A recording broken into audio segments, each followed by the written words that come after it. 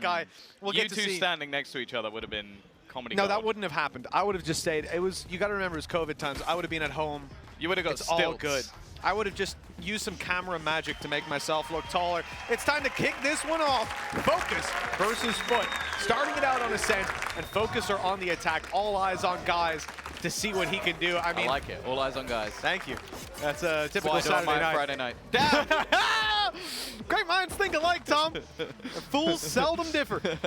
The first of many maps to come, and this, of course, is going to be the choice of FUT. If you didn't know that, welcome to Valorant. Good to see you're watching your first game. You don't know what Turkish teams are. You're about to find out, buddy. Let's see what they can do. Lewis looking to take some of that early control.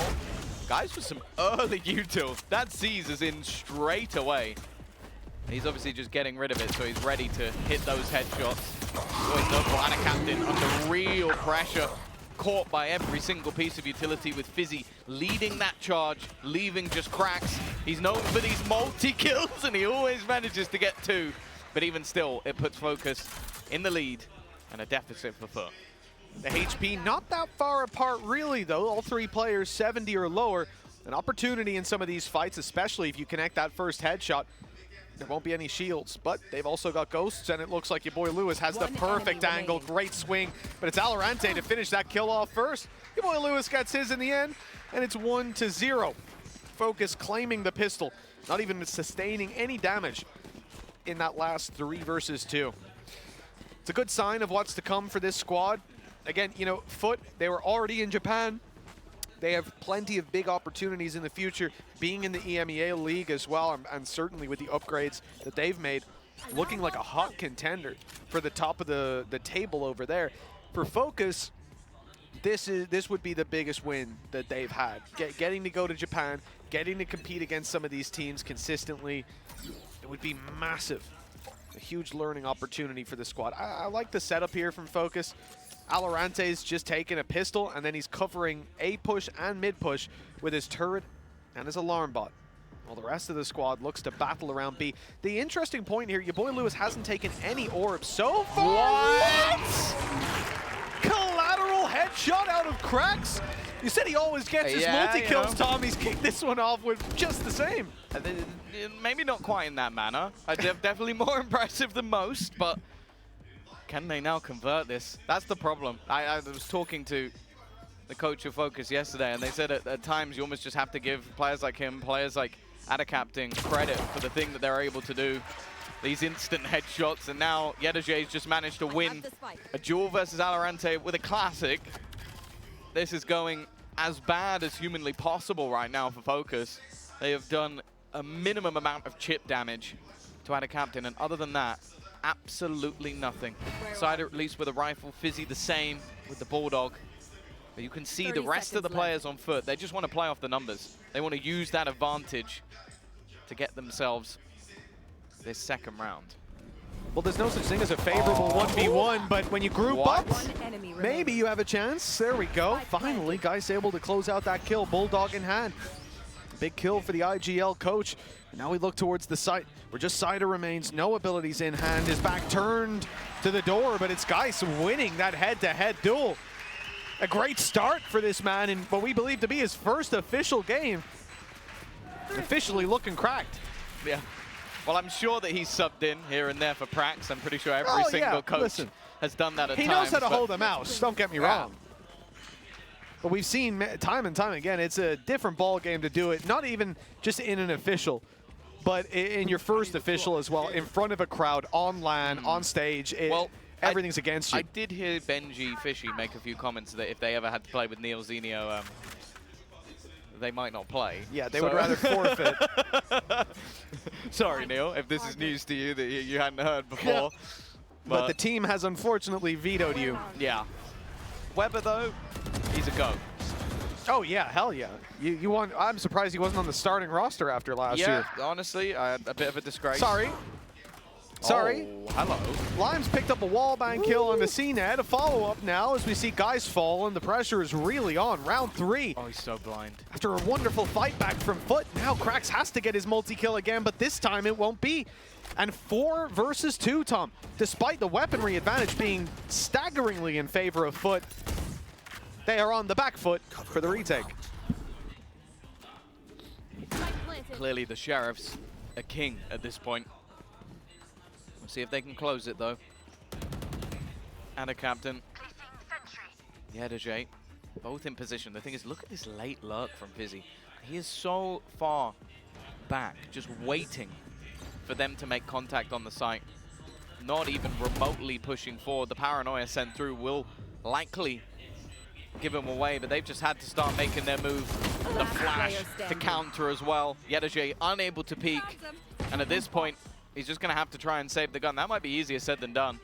Maybe wanting to try and get some exits on the way out. They do have a little bit of extra cash to play with, and he's managed to find 2. He will just run for the hills, done some great extra damage on Fizzy. Oh, just about.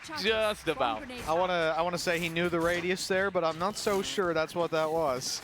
A little bit lucky, perhaps. But Yedajay, great initiative to take those exits instead of just hightailing. And if he tries to escape, he probably gets dropped, but waits an extra couple seconds, catches them retreating, and they were none the wiser, assuming he was already saving that rifle that was retrieved. Look, 2-1. It's not a terrible start for FUT. They were able to fight. Now they've got rifles. They've got an operator on CNED who hasn't yet gotten a kill. But I don't think that's going to persist. Opportunity for him, not at the start of the round, but later on, as he goes through the rotate around on short. It has been smoked off, though. They're going to obviously be super conscious about CNED's up, and I imagine a lot of Fokus's game plan is just avoiding that or making CNED uncomfortable.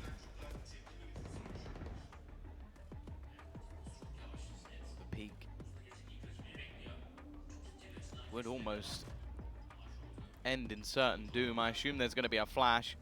Your boy Lewis only a couple of orbs away from getting it. No, it's a second collapse!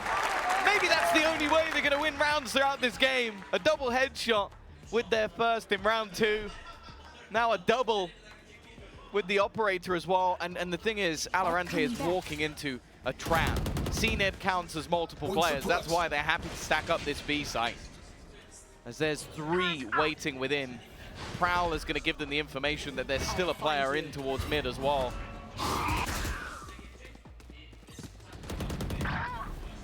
Alorante's picked up 1, but there's still so many more to deal with, and you can see they just were not expecting the entire cavalry to be here.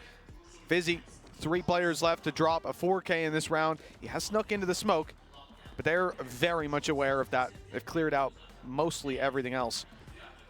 And the rotation is coming in. Out of Captain will be waiting.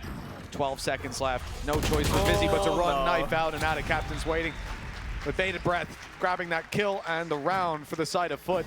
I have to imagine that Fokus will learn from their mistake there, though, and not try to split the map like that again. It's too risky when you've got that op sitting around.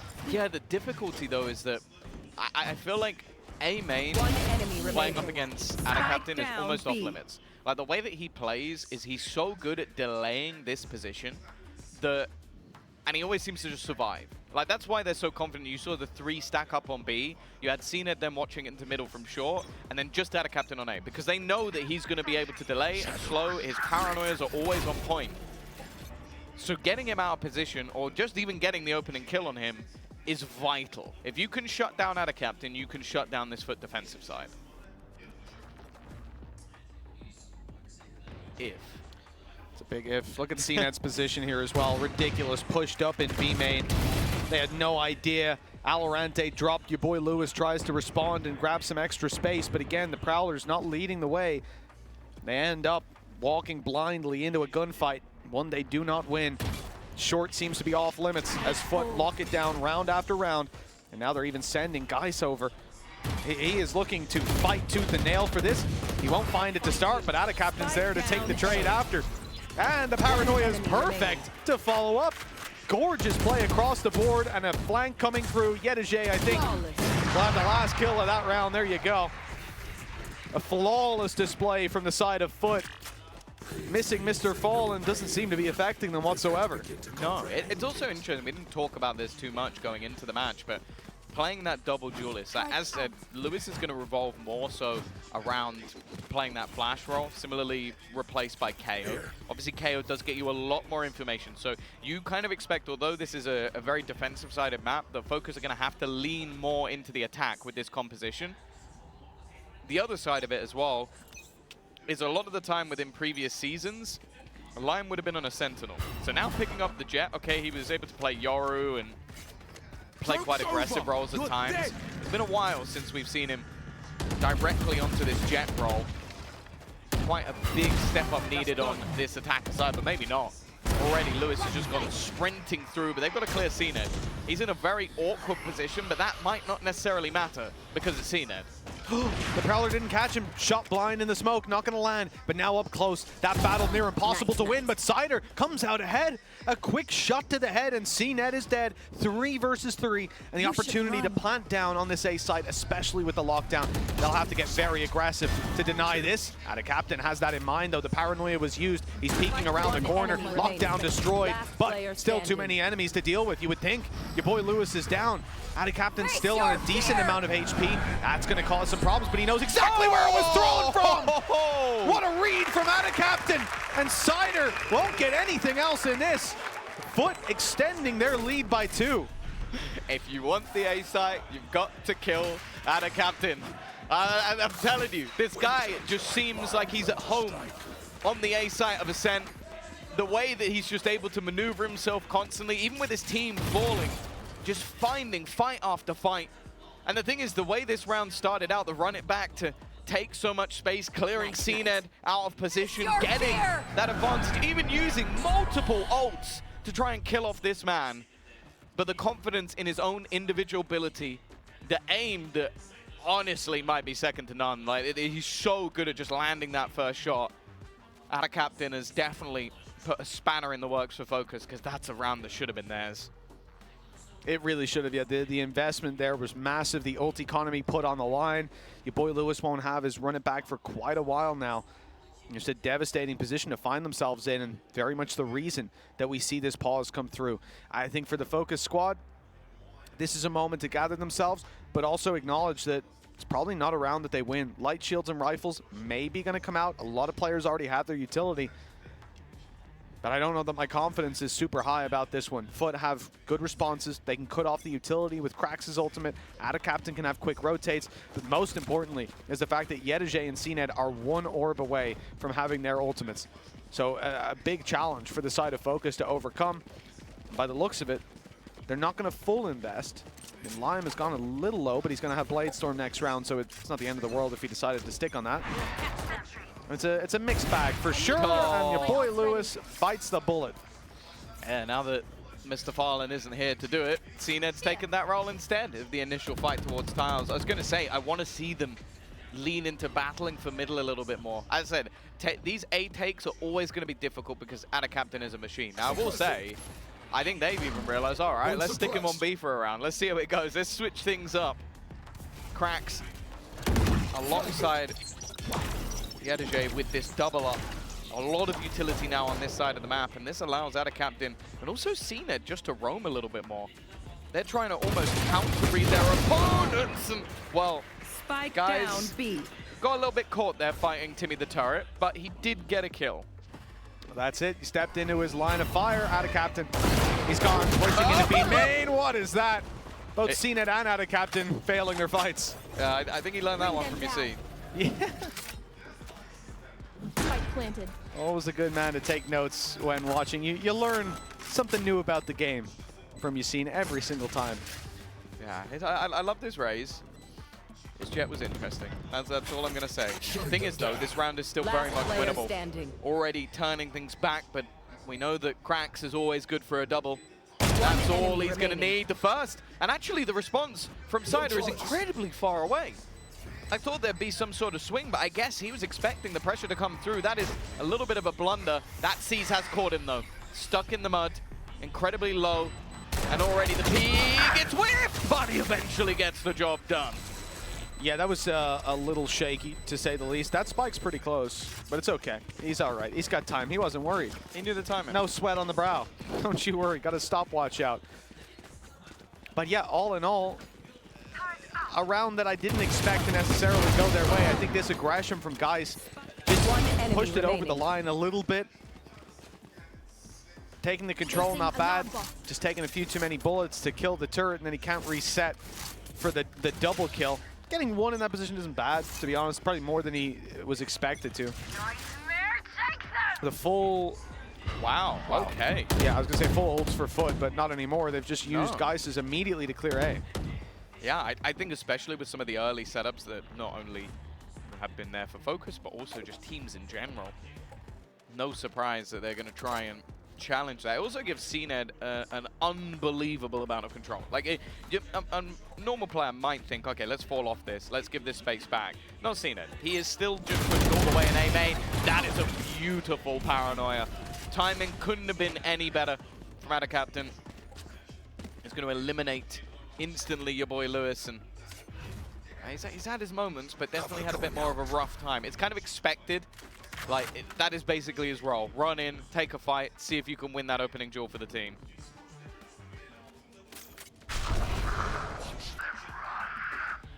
Human recon dart outside of A. Ada Captain uses his ult. Check from the shadows that nobody is there. Where are you? Confident that they can remain stacked up on the B site now because of it. One player is spotted on mid. Prowler will pursue him. Are we going to see Lime? No, he just crosses over. He's not going to push further. It's the B site that they look to take Prowler out. Guys is going to have to give up control. Defender lockdown in play. They're pushing. They want to destroy this lockdown time, though. 4 seconds. They've got to get in there now. They've got to be quick and, well, just about. Enough time to get that plant in afterwards, and no one really able to deny this. I would almost say lucky that they dealt with that player backside so quickly. CNED will be able to get one. It's down to the final second to get that plant in. Maybe feeling they needed to get rid of Cracks, and while Lime has done well to get rid of CNED. Focus starting to climb back into this one, but definitely a little bit close for comfort. Great smoke from Fizzy. Even despite that, though, CNED managed to light Lime down to, I think, 34 HP. So a very good awareness of his angles, I guess, and of what was about to happen. He realized instantly, oh, they're going to peek me, started firing back, but I think he even started firing first. But it's all for naught. And a great early setup, as you said. Yedege being able to bait out alongside his utility for that paranoia and then take the kill, but...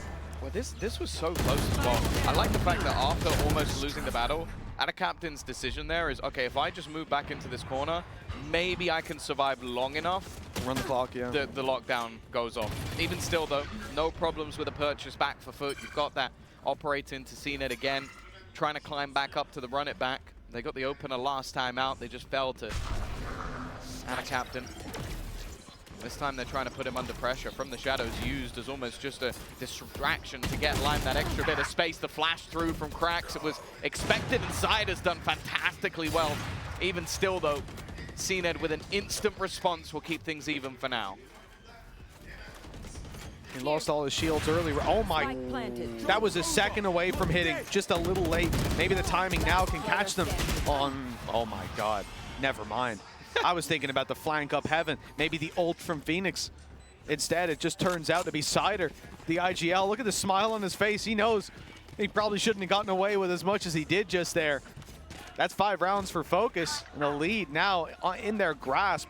FUT might be sweating a little bit. I don't expect their attack side to be weak, but they had the lead 4-2. Now it's gone. The thing is as well, you have to look at the way that round actually went. Was your boy Lewis uses his ult. If Cider dies, Lewis can't shoot back. Yep. Like, he is dead. So Cider needed to get both of those kills, otherwise both of them die. So definitely a high pressure moment, but Cider stepping up when necessary. Again, we're going to see this aggression into B main. They try and distract using that haunt. It does not work. Cracks is dead immediately. Movement from Focus after that kill is non-existent. You definitely get the sense that they're expecting FUT to get aggressive all across the map, holding, and here comes the push. At long last, the reward for their troubles, and it comes in the form of 2 quick kills. A smoke in from Ada Captain. Maybe you decide to go elsewhere. So he's still defending main. The timing there almost worked out for FUT, because your boy Lewis pulled out a flash. So Alorente kill. Luckily, he had Alorente, who doesn't miss those, but if they kill Alorante, he's just going to have to blindly flash around the corner and hope that it catches them, otherwise they're dead. And it probably wouldn't have done. It probably would have gone around the corner. Doesn't matter, though. Instead, it's looking like Fokus might end up with a flawless round. It is only CNED remaining. So it's an easy round then, and it proves to be. I was not worried for them at all. We've never seen CNED win those. 6 rounds on the board. Fokus extending their lead now, and well, very much claiming all of the momentum that there was to be found in this half. I think that pause must be FUT's. There's only 2 left to play for, and Fokus have a lot of ultimates to fall back on here. Lime maybe not so much, but the fact that Cider and Alorante both have theirs, that lockdown's already been an annoyance for this squad. It could be tenfold this time around. Barely able to afford an operator. Luckily, they already have it on CNED.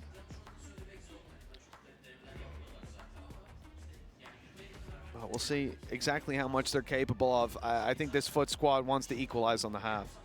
Yeah, no, definitely. Like their composition normally does thrive when it comes to those defensive side rounds. Now, I will say, the way that they set up CNED normally, I don't think they're going to have too many problems with that. It's clear from just watching what guys have been doing so far that he definitely knows like a lot of the lineups they need to be throwing, and they're still trying to put those into play, like in the last round with Cracks pushing aggressively in towards B main.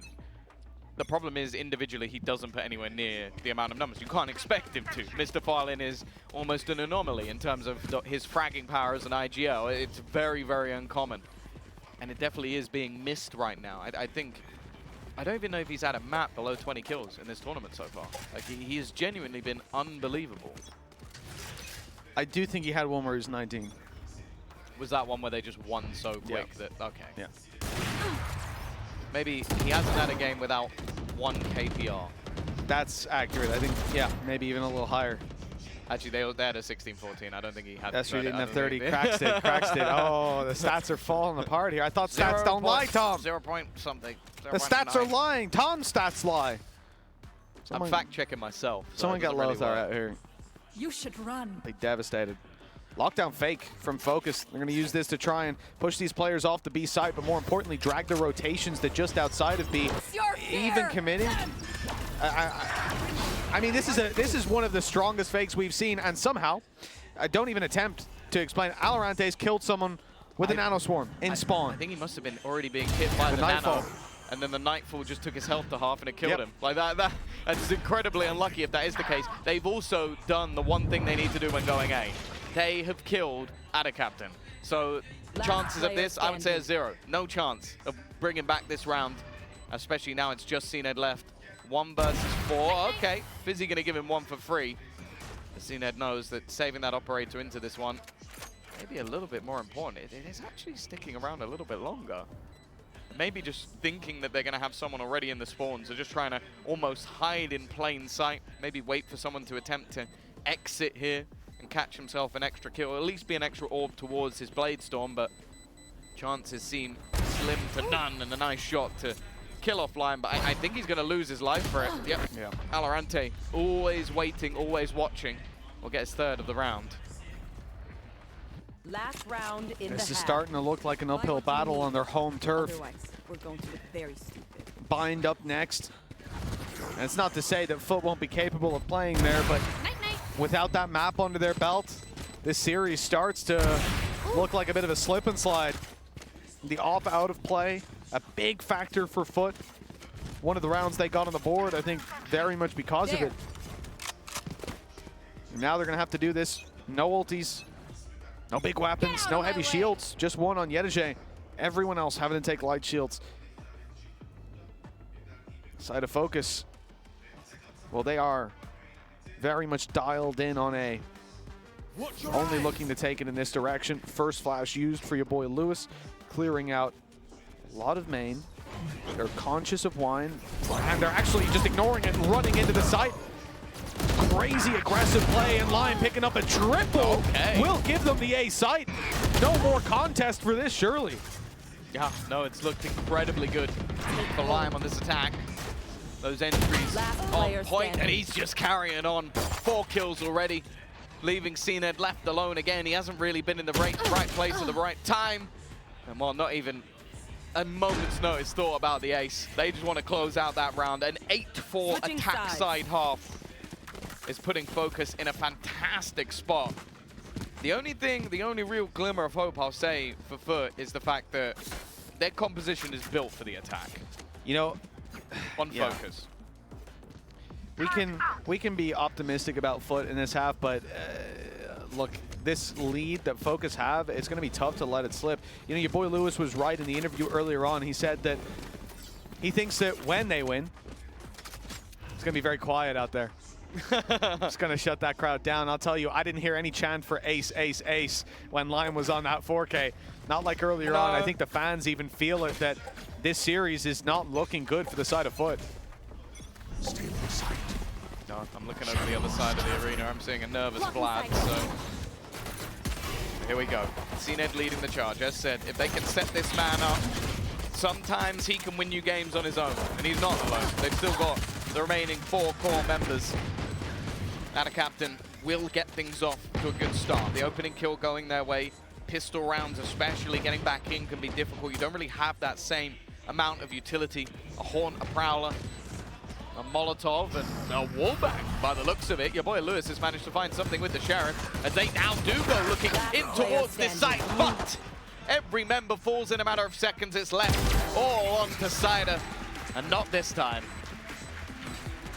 This was a pistol round they very much needed. Thanks to Ada Captain, it's in the bag. 5 now on the board, and a chance to push up to 6. I don't think Focus are going to force by it.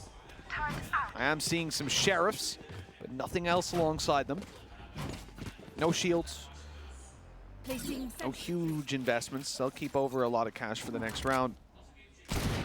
Sheriffs on the defensive side can be a little bit risky sometimes to play up against. Especially when I'm seeing FUT spread out. It looks like they'll play a default here, turret for mid, 2 players for either extremity. The crowd starting to wake up now as FUT find their footing. 4 players on A, Tom, and the spike is sitting outside of it. By the looks of things, as they start to creep up on A main, we may have some aggression out of Focus. And if they find the reward, I mean, that reward could very well be the spike. Not even aggressing though. Look, Tom, they're just tucked in these little corners. Nice shot for Alorante. The A site's still where my eyes are focused on, but now the rotations are coming in from FUT. The turret used as a distraction. Krax is lucky to still have his head. Yeah, especially when Alorante's the one within the site. The rest of the team actually rotating around to join. Flash. Flashing through to put this man under pressure is normally where he thrives, but CNED will execute him. Another rounding the corner. Doesn't quite manage to land the shot. In fact, they're just dashing in. Lion trying to put the pressure onto CNED, but he's doing just fine. Surviving with that Vandal in hand, and the rest of the players unable to do too much. Great decision making, good calls presumably from guys to move around to that B site. The A stack that was waiting for them probably would have been detrimental if they ran into it, but this time they've avoided a lot of that madness. Now exit frags, name of the game for Focus. The rotation from Fizzy is very long. He's absolutely miles away. Boy Lewis not going to get any opportunities. He'll go down to the spike, but it's all on Fizzy. He might be able to shut down a couple of these players. Already exiting, jumping around, trying to find him. Now they've located him. How many more is it going to cost? Nothing. Nothing else to be dropped by this squad. And your boy Lewis, yeah, not able to fire off in time. Just the one bullet that doesn't find its mark. He was given one chance to find it. Good way back, though. Only the difference down to 2, but this is where the rifles are going to come up. Alorante still topping that board. He has been a real superstar throughout this entire tournament so far. In fact, without him, they probably would have fallen in the game versus Heretics. That 1v3 springs to mind on Breeze. He was just unbelievable in picking that team apart. Doing the same again here. See if he can keep that up on the defensive side, especially with a reliance on him as a site anchor. We are going to see some early utility used out towards B, but short seems to be the point of call. Already a lot of damage done onto CNED. And he drops the rifle over to Guys. That's a good teammate right there. Yikes. A lot of faith in him, obviously, out of captain. Falling to start this offline has been sublime, but your boy Lewis finds his moment to shine. Gorgeous stuff. Low HP on your boy, but everybody else sitting pretty, and the spike now under their control. A big task for Yedege to try and recover. And they've just shut him out. That door now closed. He's going to have to break it open, giving away his position, and even allowing Valorant to come and join his teammates. His best chance, the best chance for Yedege, is to clean up short here and now, take those 2 kills after giving away his position just like that. They're opening up the door. Well, they know exactly where he is now. Nano's not going to do too much. No one was in the close corner, and they're lined up like a firing squad.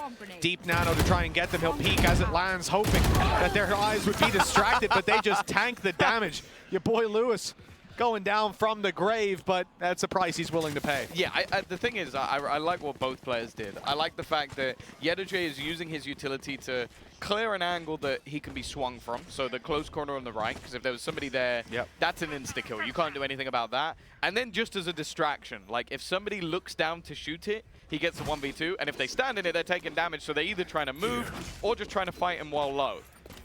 It gave him the best possible opportunity. For sure. I also like the fact that Lewis just stands in it, because that's the only way that you're not shifting your aim in some way to try and stop this.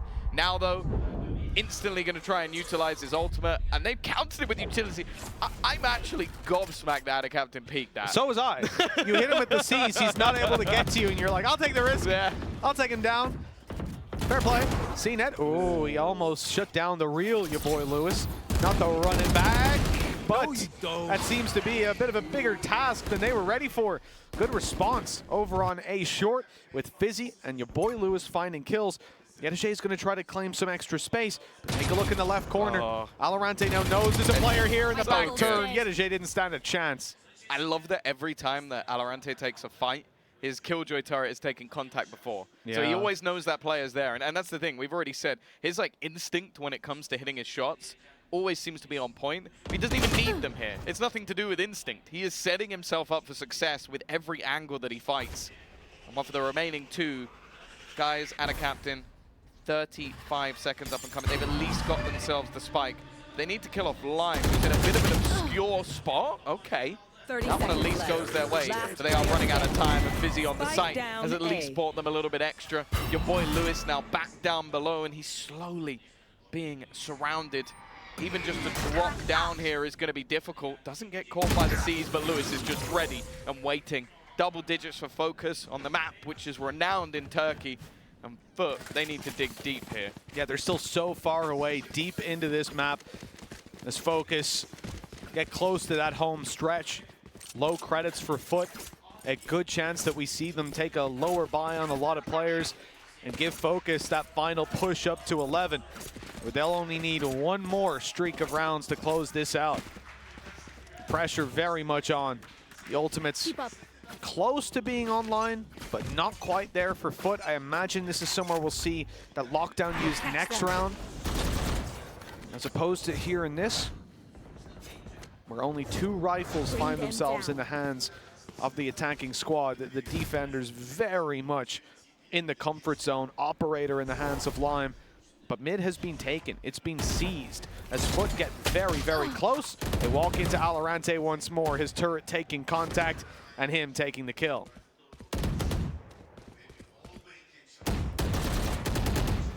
Find you. The start they were looking for in this round. Obviously, a bit of a weaker purchase. But even still hoping to try turn the tide, bring something back, and losing C-net at the very beginning. It's definitely not how they were hoping this would go. Guys just waiting on the edge of the smoke, maybe expecting some level of aggression, but also the timing of his teammates making their way through. He will be able to get one, but this time trading 1-for-1 isn't really worth it. A TP out of there for Fizzy just about makes it. He's not wanting to fight this one, but Mitch, that gives an afterplan with a lockdown. This is it. I said I'd expected to see it next round, but I completely agree with it being used here. Nano has been destroyed, but the spams back in return put Valorant to 6 HP. He's not deterred. He's still swinging out there, and Cracks deals with him very quickly. No chance for the side of Fokus in this. FUT probably came into this expecting to play for the next round, but they found victory here. Foot in the door. Let's see if they can kick it wide open. I'm going to be honest with you. I think that was a major overcommitment from Fokus. Agreed. Like, sure, the lockdown is going to buy time for their opponents, but it was placed right after the plant. It's not like if they'd waited 10 seconds and then placed it, and then you're getting close to where the clock would actually stop you from going back in. But I don't think that was worth it. And it just made it so much more of a cluster of fight. You had to get in there in like 7 seconds before you were going to get detained. And I don't think that was a world where that was ever going to happen. FUT are going to take a round like that all day long. Now come in with a Nightfall, much better weaponry than their opponents. Wow. Oh, CNED's on 1 HP, literal 1. I know where he is as well. Somewhat trapped by a teammate. Side of position. Well, I was going to say not the best. Eventually goes down. 1 HP CNED still fighting strong. But this gives a very real chance for Fizzy. The thing is, this round from Fokus was a complete fight into mid. Fizzy was just left as the A-site defender. So he's nowhere near the action. He's eventually going to realize, okay, there's a nano swarm in towards defender spawn, so I imagine it's B. It's CNED planting. They don't know exactly where Yedajay is. The real problem here, spotting the cross. Great angle for Yedajay. Great round for FUT. 10-8. You know, it's all about the timing, really. The fact that mid play comes in, it catches them completely off guard. CNED almost goes down to a classic as well. The recovery on it was sublime. And considering their credit situation, you're not too worried about the damage done. 4 ultimates online as well. Sure, there are a lot very close to being there for Fokus, but they're not there. I do feel as well, like CNED when it comes to almost just how unique he is as a player. Most of the time I'll talk about defensive jet on this map because it's really hard to play the attack because you're basically dashing into sides. CNED makes it look easy. Like the amount of kills he's able to get while doing the riskiest possible thing, like just swinging mid, trying to wallbang someone with a Vandal, like it doesn't make a lot of sense. But he manages to make it work. Like his defensive side, honestly, it wasn't that great. But I feel like the attack is where he's really starting to come alive. Potential for this. What? Like, that's what I mean. He just swings an op who's waiting and watching for him. Just takes his head off like it's nothing. There was no util there, no support, nothing. Yeah, the guy is just ridiculous. You don't want to dry peek an op typically, but I guess if you're CNED, you can do whatever the hell you want. Nade through. Oh, Cider's just about safe. He's been spotted yet again, though. Prowler giving away his position. He crosses back. Spray is good. Only for 1. And the rest of the squad thinned out. Just 2 remaining. Good kill for Fizzy. Can reunite with your boy Lewis. Spike 1 away planted. from a run it back. If he gets a kill here, FUT are in a lot of trouble. 1 overextension and it could all fall apart. It's also just about the timing of it, though. Because if the clock gets low, using a run it back, well, you won't be able to defuse anymore. Well, he's got the run it back online, but he's also dead. A nice cleanup from the side of FUT. They are definitely back in this game. Hey, they're right back on top. This is what we like to see. The side of Fokus, 1 ahead. And I mean, you got to be realistic here for FUT. This was looking like it was in a very, very bad situation. I started to feel it slip away, Tom, but the recovery time now leaving Fokus down to pistols. As you said, run it back is online, as are pretty much all of their other ultimates. Just the From the Shadows were missing. Second only to the Neural Theft. The side of FUT, they're going to invest. As we said, the credits were, you know, they're riding high. Sure, you've got 900 on one player, 1,800 on another, but everybody else is sitting close between 7 and 9K. And a pause in where Fokus undoubtedly are discussing how they don't want to let this lead slip. Yeah, no, understandable. You came into that attack side, 8-4. The comp did what it needed to do. They managed to find the gaps after what was, I think it was a 4-4 scoreline initially, right? It was really back and forth at the beginning, pistol rounds going either way. And then FUT have stepped onto this attack side. Everything's changed. Yedajay as well. Like we talked about players having to step up in the absence of their IGO. He had some quieter games yesterday, but he's looking really good right now. Exactly when they need him most. CNED starting to come alive, and FUT, their coaching staff, they need to put a stop to this. There's an advantage taking home Ascent. It's not going to get much better than that for them. Played Storm online for Lime. He got absolutely destroyed in the previous round. Wide swung, dry swung, and taken down by CNED. Now he's out looking for revenge. He doesn't quite care who he takes down, but it looks like the battle will be CNED's to take. He's tucked in the corner. Lime is clearing it. He's got a few knives in him now. The danger zone for CNED on 50 HP. But no one else is following through. The space will be given back, and they'll reset for a B hit, no. but it's FUT moving into A. Oh, just waiting. First kill goes their way, clearing this guy out. It's not going to be easy. The paranoia, almost the death of him, I feel. Wanting to try and get that off before anybody else gets into position. Lime still at least has a couple of blades remaining, but for the side of FUT, they've managed to clear out this site C's to make sure that there's no more shenanigans before they're able to get this plant down in a very open position. But here comes the lockdown. They're investing everything into this one. I wonder if there'll even be a Nightfall. Maybe Fokus just try and ult spam as much as possible. Well, the run it back's being used to try and push in towards main. They need to get a lot of space for their trouble. One player detained, and they'll look to just shut him down immediately. Guys not able to exit the side in time. Let's see if there's a response, though, from this FUT side. Now in main, locked out, knives floating around. CNED still 50 HP, but cracks.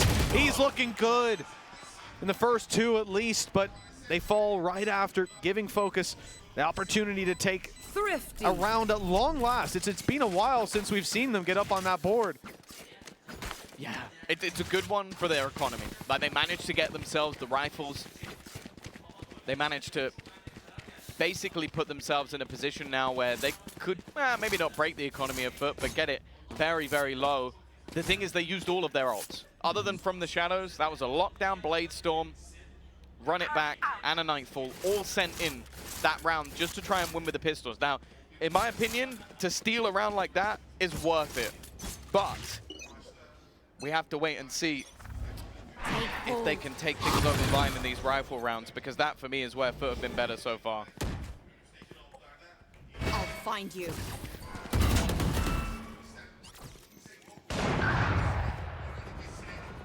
Nice shot by CNED. With Lime eliminated. Duelist on the other side falls, but CNED right behind him on his way to the graveyard. A quick frag, and he is out of there. Fizzy resetting with the paranoia. It's landed perfectly, and I think he saw guys go into smoke. Oh, what? He did! He's gone behind him! Used the paranoia, the lack of sound, but guys swapped places! Alorante had no idea, and somehow the A side has been entirely given up. I see the idea from Fizzy, but Alorante didn't. His TPs are cursed, I swear. They're cursed. I've never seen anyone as unlucky when it comes to TPs as him. That couldn't have gone any worse. He goes past the guy and his teammate dies for it. And a captain's going to catch out your boy Lewis as well. But Side has managed to find one. The wallbang clears, or maybe he thinks clears below, but instead rounding the corner of the players of FUT. You may have spammed out 4 ults in the last round to get a cheeky win, but FUT break right back when it comes to the rifles. I'll tell you what, Tom, it was getting real quiet in here at 8-4. 7-4 more so when you saw that 4K come through from Lime. Nobody making a sound to cheer him on for the final one, but now the FUT fans back out in force, the flag flying high, and the side of FUT one behind yet again. A good opportunity now to push this across the finish line and take the lead out of their hands. It's going to be a close one no matter where we end up. But with the weaknesses on Fokus, it definitely feels like it's about to be equalized. Alorante the first to fall. That was one of their only guns. Yeah. They only had 2 in this round. There's the other. I assume it's going to be juggled over. Caught by Lewis, but eventually heading into the hands of Lime. Fizzy. Wow, to get anything here is going to be difficult. He's not been spotted. CNED almost stops on the site. Is he eventually going to clear this? I don't think so, but it's so whiffy. The Sheriff could be kind, but it could also be cruel. I don't even know if he landed a bullet onto CNED there. No, CNED's full HP. He's not taking anything from that entire battle. And FUT, they're bringing this back. 11-11. The crowd awakens alongside their attack side. And that's been the story of this tournament for Fokus. Their attack I'd say has been the best of anyone. Their defense. That's another story. Yeah, it's been lacking, sure, but once they make up for it in the second half, that's all you really need. Yeah, but this time they started, they started on the attack. Geis has also really hit his stride, I have to say. Like, that round there, a 3K, a very important round as well. So he can carry that momentum forward. 4 ultimates for FUT. Focus buying up full investment. This is their chance to put a stop to this, to put their foot down, so to speak. And I think whoever wins this, massively favored to push it across the line. If it's FUT, more so, because the credits are low on Focus. Everything's on the table here. You should run. It's always good to get off to a strong start in these sort of best of 5s. It's a marathon, not a sprint, but to put the numbers on the board is always important. Lockdown is going to force these players all the way back out into mid, but clearing Geis is going to help things out at least a little bit. Give them that advantage going into the retake. Now, ult-wise, well, they're kind of hoping that maybe Cider can get another kill. Have that Nightfall to get them in on the retake. It was one of the biggest successes recently, and the flash is good. Yedaje caught, just trying to reposition. Cracks can only get one, and now it's left on Data Captain. This has been his hometown this side of the map, but he is completely blind. Big round from Lewis to get them back into the lead, put them on map point in the hometown of Istanbul and also the hometown of Ascent. But they need one more, and as we've seen already, stringing rounds together on their defensive side has not been an easy task. No, it really hasn't. Getting that second one in a row is something they have to approach with respect. This pause, I don't even care who called it. It's incredibly important for both teams. FUT have everything to work with a Blade Storm and Operator. Nightfall, null command, but on the other side, run it back online after big rounds from your boy Lewis. We could see an even bigger one here. I think it's a good thing that Focus are the ones on map point. Otherwise, I'd be voting in the other direction. But if they can close this one out, Zesh's prediction starts to look very good. Bind up next, their map pick. Plenty of opportunities to close it. Yeah, true. And also, this is the map Sunset map 3, too. If anything was going to go the way of FUT, it would be Ascent. Because it's the one where I feel like it's going to be easiest for guys to fit in. Like, they're much more simplistic in terms of the roles, in terms of the setup. I think playing Fade as well, like in comparison to in future maps, if he's needed to play a Breach, can be a little bit more difficult in terms of setting up all that utility to perfection, whereas if he knows his lineups here, that can be enough. I guess with Fade, you kind of need that little bit more fragging ability a lot of the time, but either way, we are now looking 12-11. A chance for Focus to take this one. CNED's back on the ult. That could be a big game changer. Blade Storm to back it up as well. These are the rounds where CNED's most dangerous. Blade Storm used up in the air. The knives don't land though. Your boy Lewis picking up one. Cracks is down, but he can be rezzed right back up. And FUT convincingly taking the lead in this. Ada Captain good on the trade. 12-12. Our first map of the best of 5 is going to overtime. OT show match. OT first map.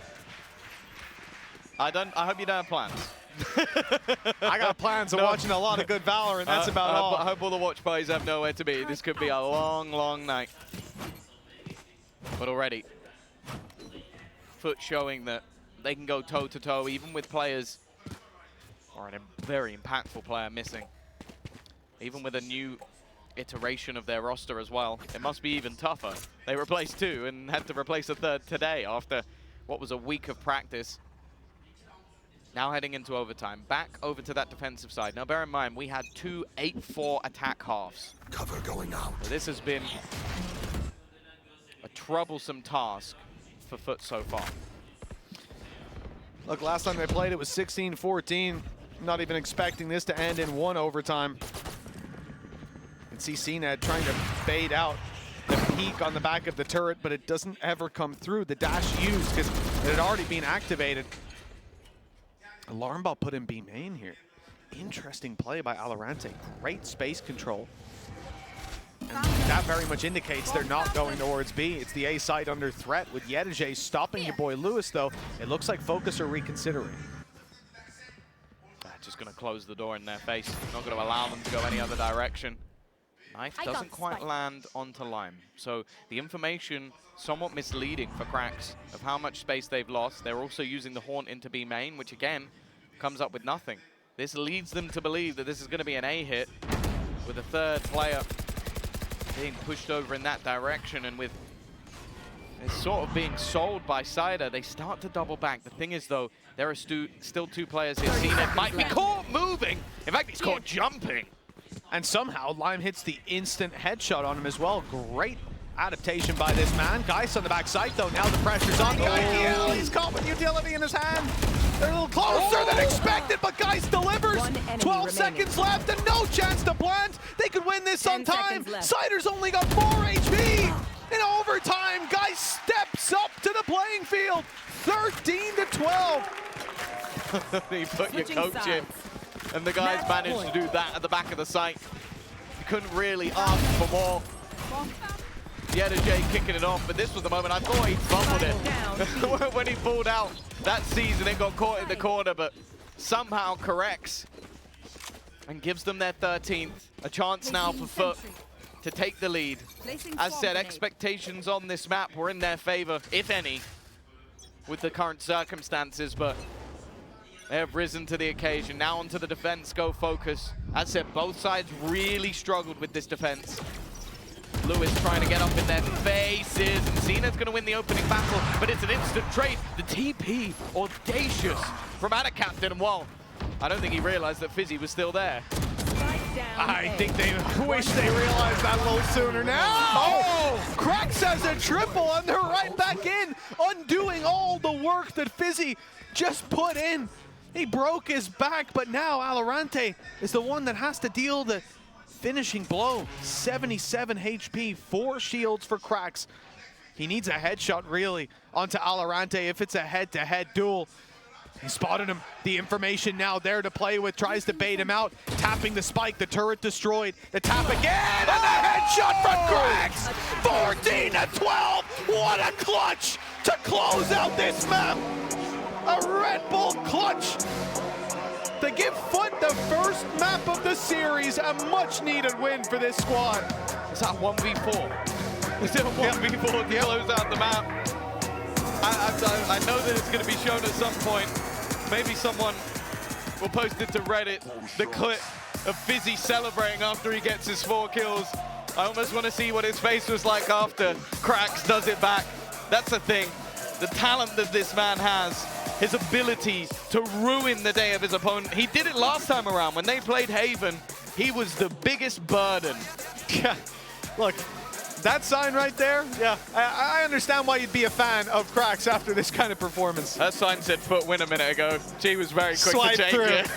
She's got a few cashed up there, let me tell you. I got to say, massive respect to Geist, first of all, because he, considering he won them around in OT. He did. That's all you kept need. This squad alive. He allowed Cracks to be in a position that he could win a 1v4. And very much, I'm blown away by that. The fact that Fizzy steps up the way that he does. Literally on the cam, he was celebrating because he got 4 kills and then died, and then was like, right, guys, just don't lose a 1v4. Just close this out. I know what it feels like watching those sort of situations. Never doubt Cracks. I can't imagine. Never doubt him. But look, at the end of the day, they can sit back and say, well, that was our opponent's map pick. That's actually, for Fokus, the 3rd overtime game they've had out of 4 here at this event. They cannot stop pushing it to OT. They might have just bought time for Mr. Fallen to get back at this point. Well, I will say, all the best maps in this tournament have involved Fokus. They have. So hopefully we're going to get a few more the show match as well. That even involved, technically, Kuba was there, was the best and he player stole in that the match. show. So I don't know. I feel like my statement What's going stands. on? What is their scouting department like these days? I don't know. Unreal. That's your sub? It's like unbelievable. But at the same time, FUT sub of their coach, not too bad either.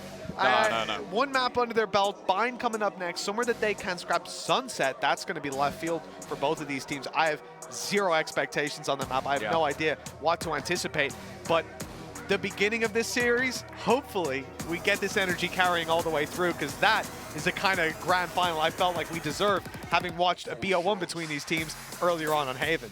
Yeah, for sure. Like, it is really difficult to just tell now where this series is going to go, because that's the thing. Like, I've heard Fokus many a time say, oh, well, we went close versus this team, so it's easy for us to sort of reset. We're going to have to wait and see, Mitch, if they are able to reset. Yeah, we are going to have to wait and see indeed. Speaking of waiting, it's time to toss this one off to a break. We'll be back in just a little bit with the rest of the action here in the grand final. See you soon.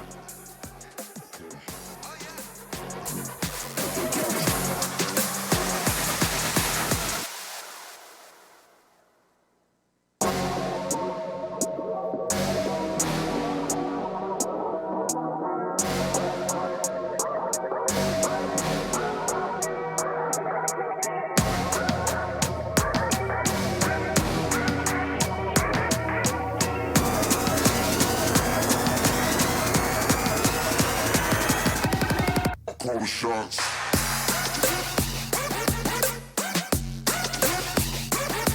Okay. Oh yeah.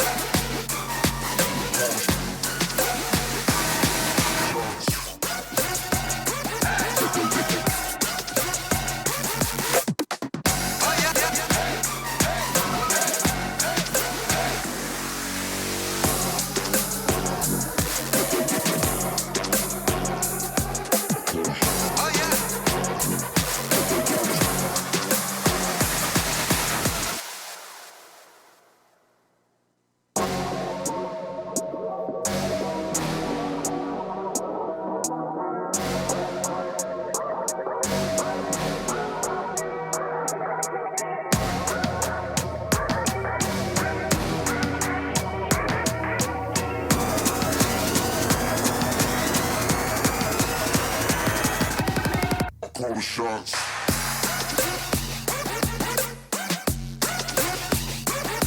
Okay. Oh yeah.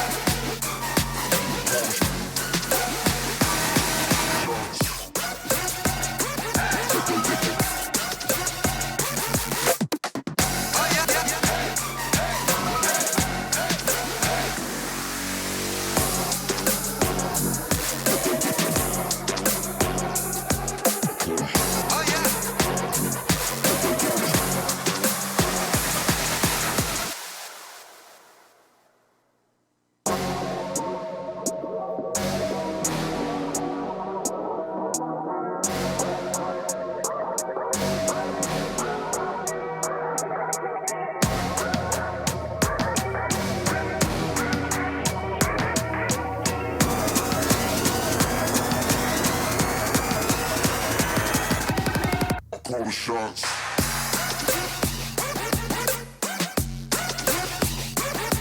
Okay. Oh yeah.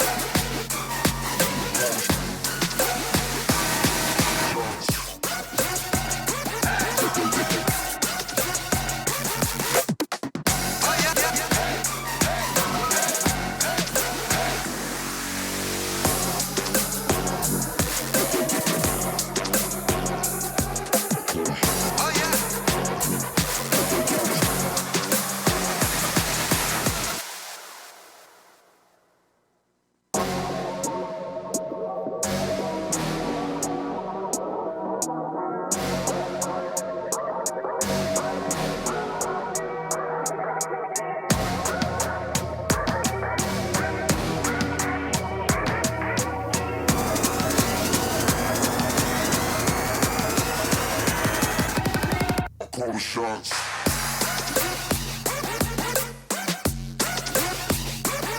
Okay. Oh yeah.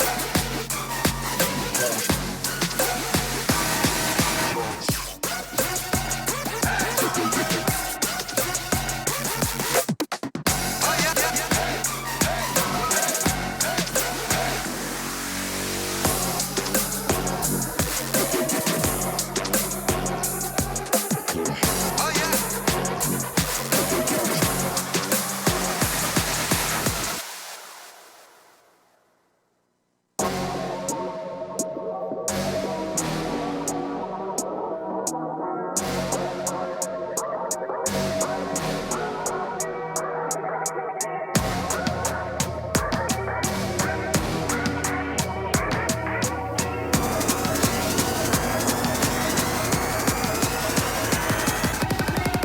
the shots.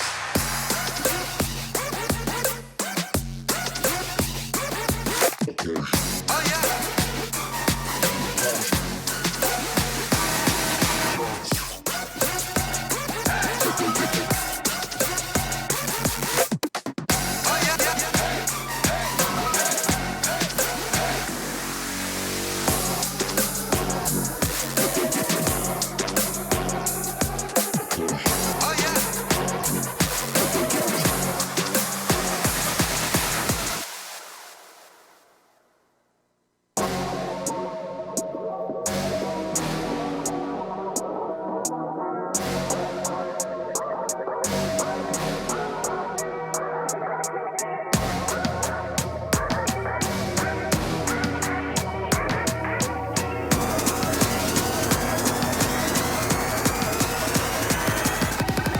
Call the shots.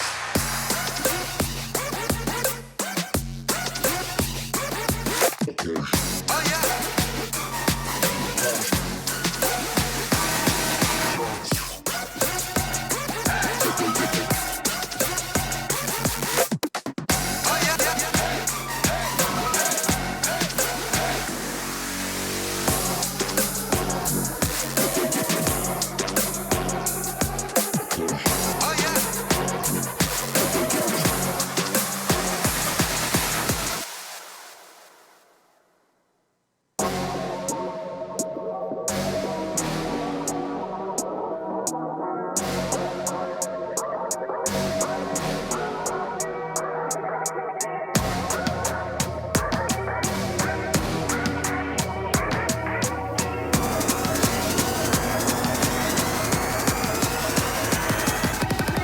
Call the shots.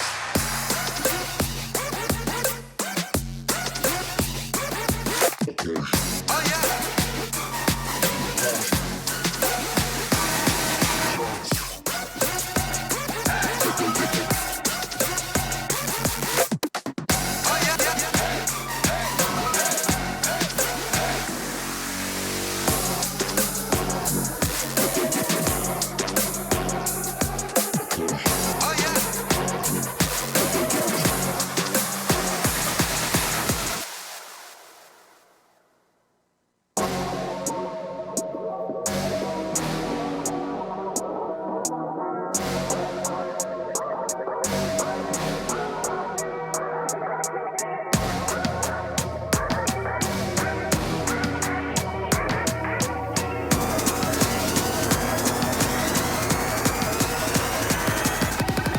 Call the shots.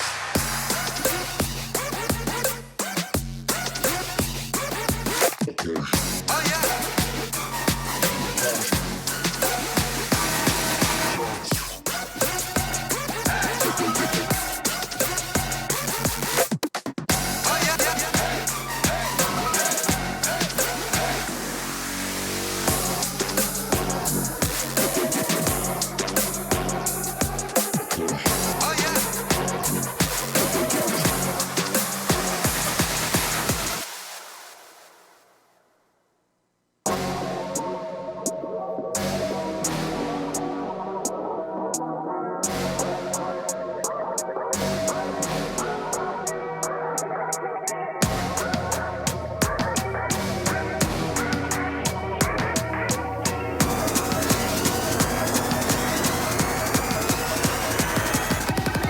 Call the shots.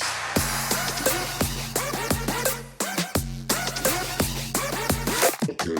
Oh yeah.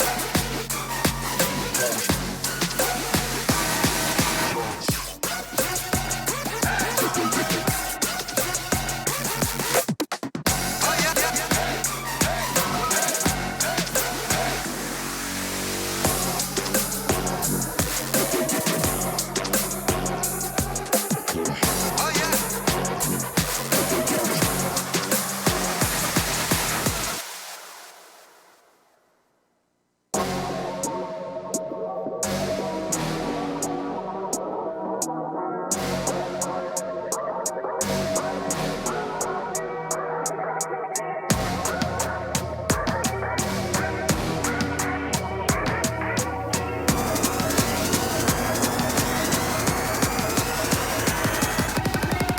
the shots.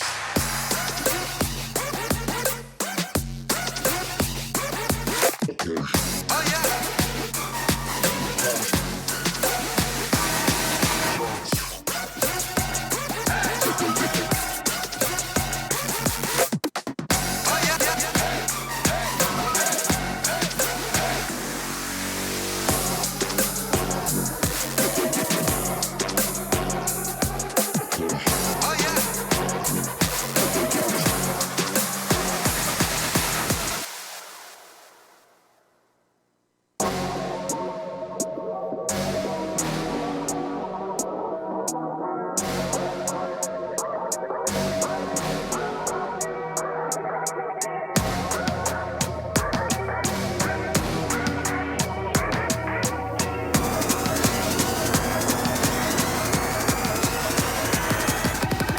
Call the shots.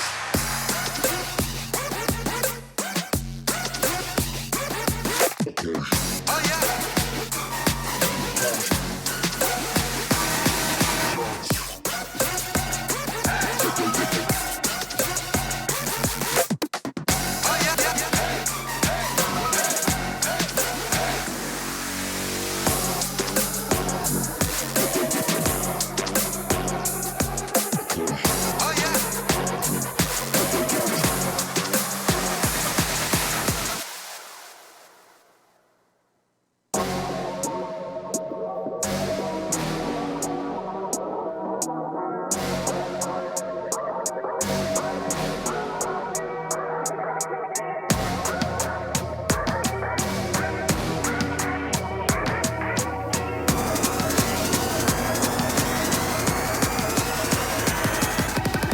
Call the shots.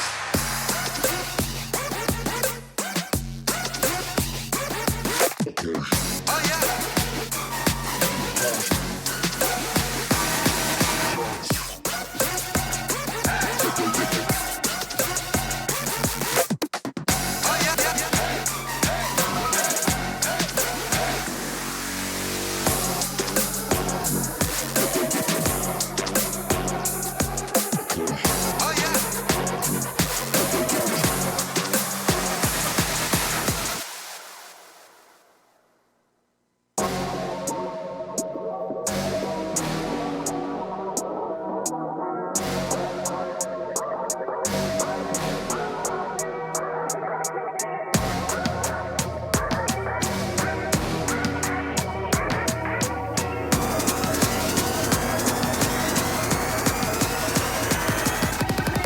Call the shots.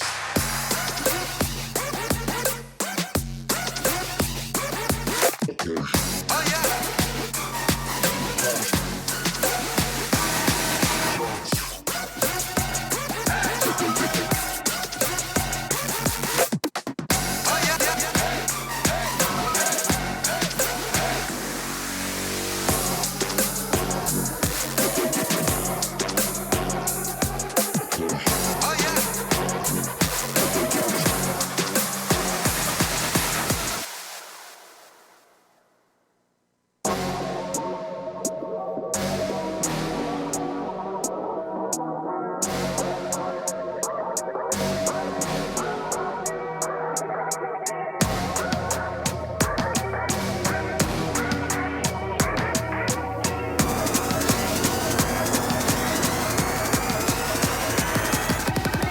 Call the shots.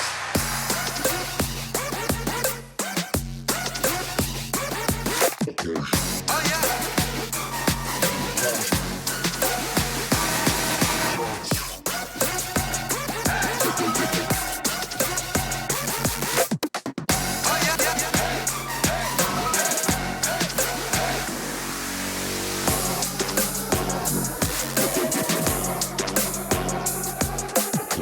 Oh yeah.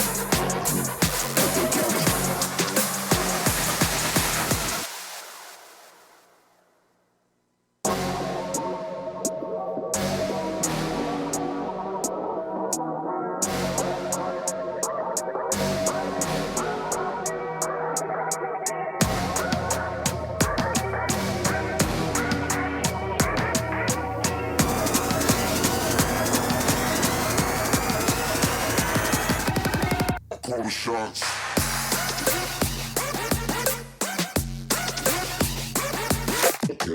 Oh yeah.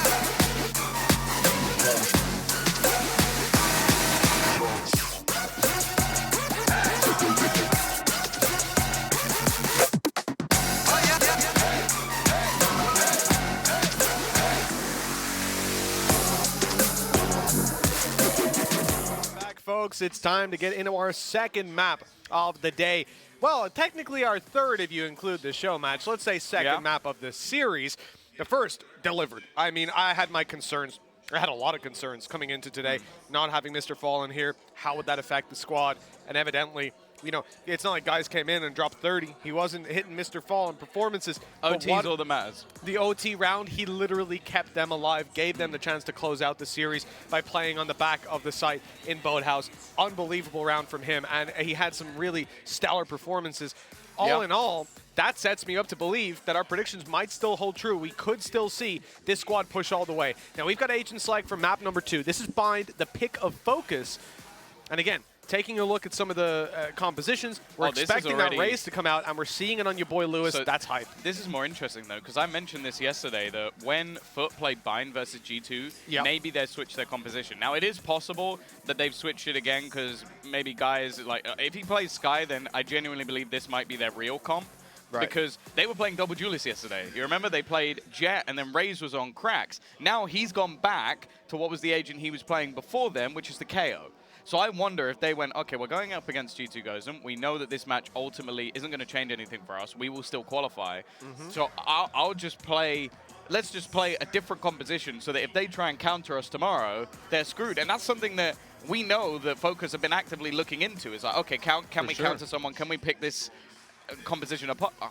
Well, it's like, okay, yeah, cool. Have you picked that one apart? Not playing it anymore. Yeah, it's a smart move, just faking them out. Remember as well, last time that we saw these teams play on Bind up against G2, it was FUT that got one extra, or gave away one extra round. So therefore, they're going to lose this map.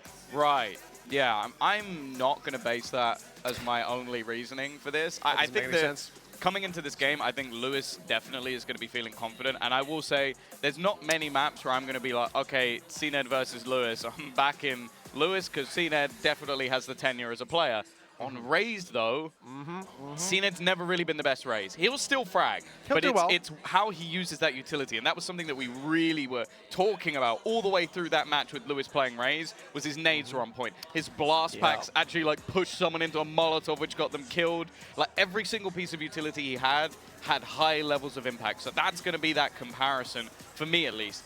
I will also then admit, though, that seeing Cracks back on the KO, it's his best agent. Like, the dude just goes mental when he plays the KO. It's like he just unlocks a different, like, level of seeing, like, feeling everything. The guy just changes. It was against this very team on Haven, right, where he had that, it was 16-14, and he had 30 kills coming out of it. An incredibly close matchup, considering. And in the rounds they were winning, it was multi-kills coming out. He did it on the last map, too. Right? So I'm expecting to see a lot out of this guy yet again. And one of the, I guess, hinging points of their victory, if they do end up taking it, what do you feel like the likelihood is, though, on Bind, all things considered?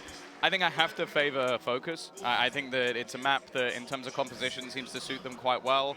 And I also think that guys this time, like, moving over, like, he's sticking with the fade, which I don't mind. Like, I think that's actually a better idea. Just play an agent that you are feeling comfortable on, rather than, like, with Sky, it might suit better with the flashes, but I think that's why they've also brought back in the KO. I just think this is where it might be a little bit too far for them to turn this one back in their favor.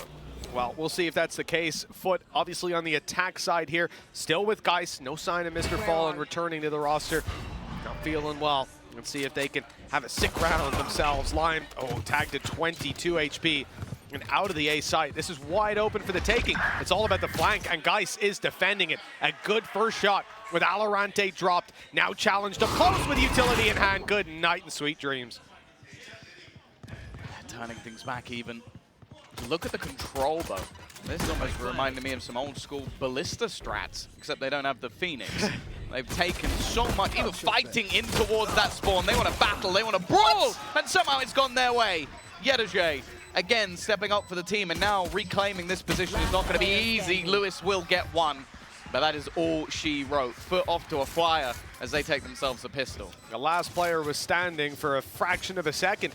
Very well done. And with FUT having the pistol, you know, this is somewhere that we can also look to in a map that is going to be close but favored towards Fokus. That's what you want. Pick up the pistols to start out each half, and that injection of rounds might carry them across the line. This second, Fokus invest nothing. It's a very, very light buy.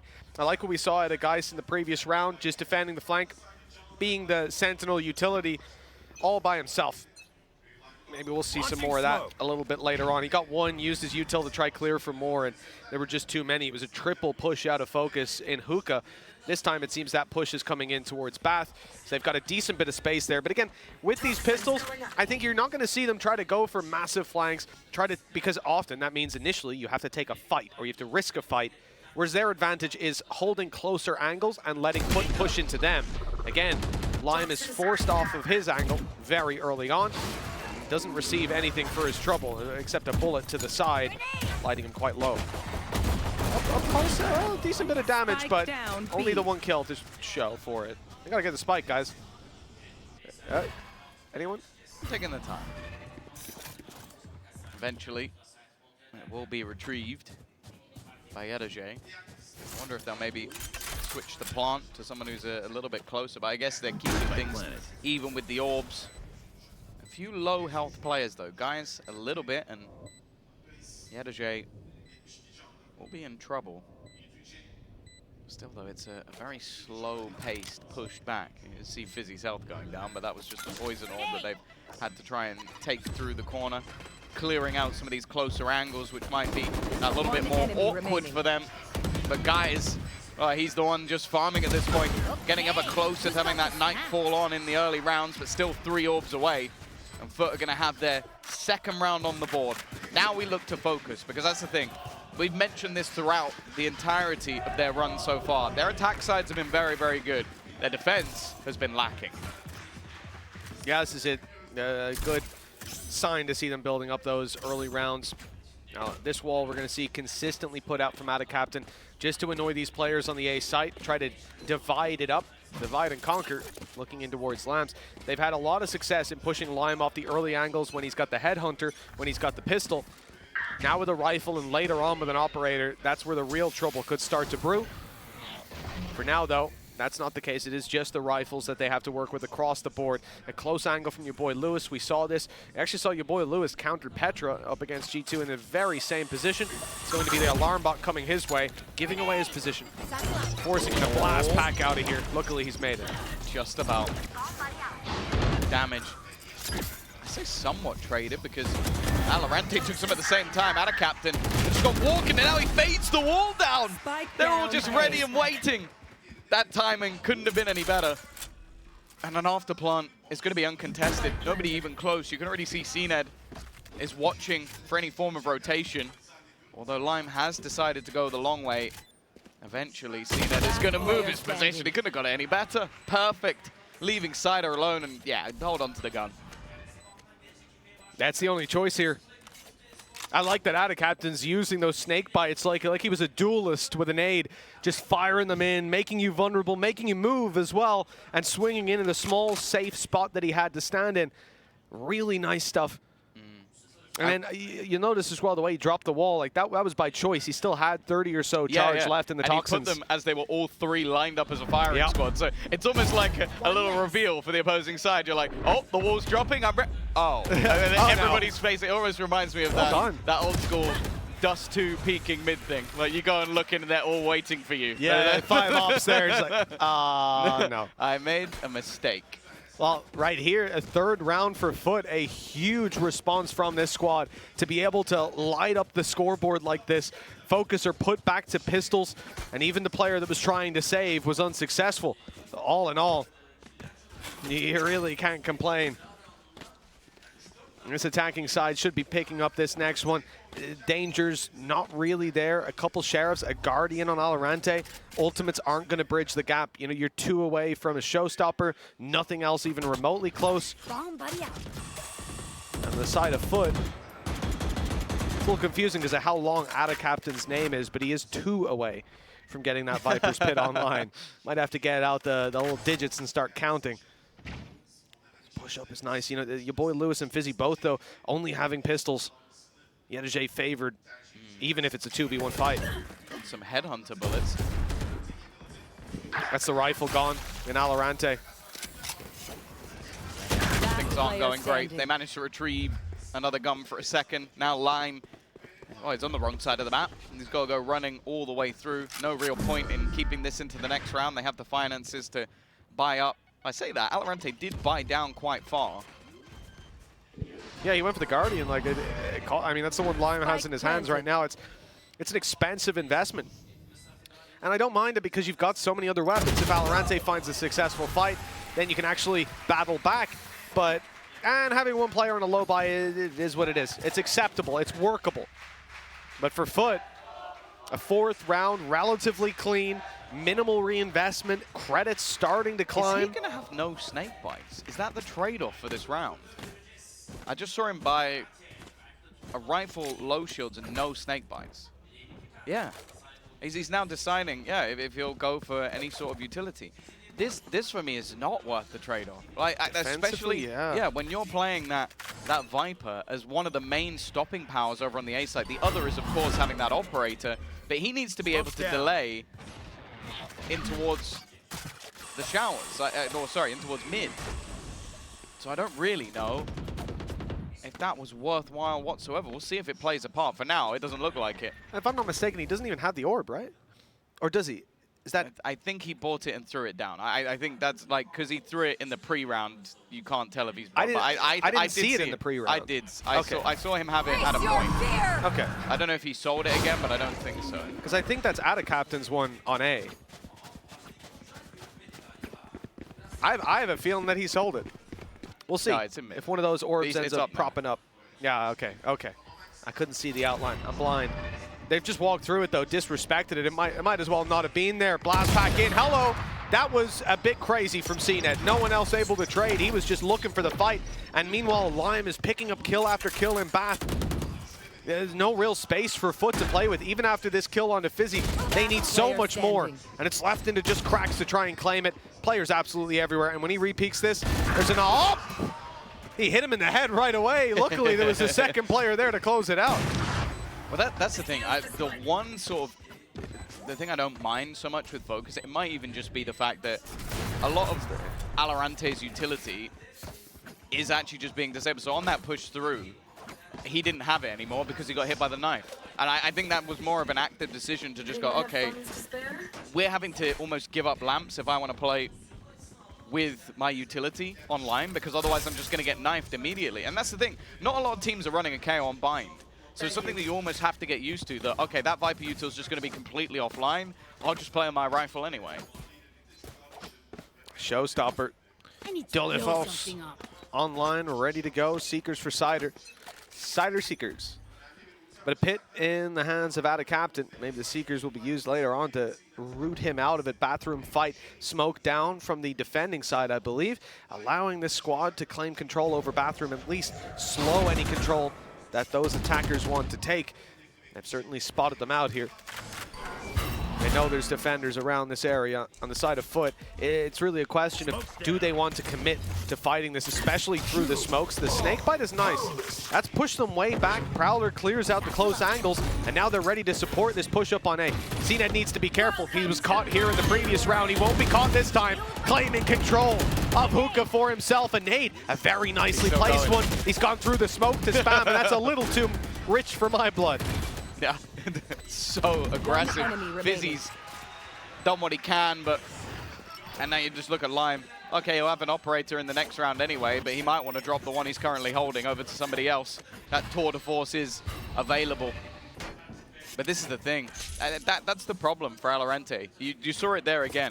His utility was offline. The KO utility just takes everything he has for mid out of the equation. So he's either going to have to switch his position away from lamps or just keep trying to fight out into that utility. Like the poison orb you saw was obviously coming from that attacking side, and well, unfortunately this time is one of the only times I can say this, he didn't hit the shot. Yeah, it is certainly a rarity. On the upside, it's not like he's going to be punished. That op will be carried through to the next round. nobody even remotely close enough to attempt to take him down. Do they play the double? Do they give that operator to someone else and he plays tour de force? That's the question I have. With the economy the way it is, that might be your best shot. I mean, Lime can drop a weapon. Really? He has done that. But okay, I guess they're just going to go for the full buy instead.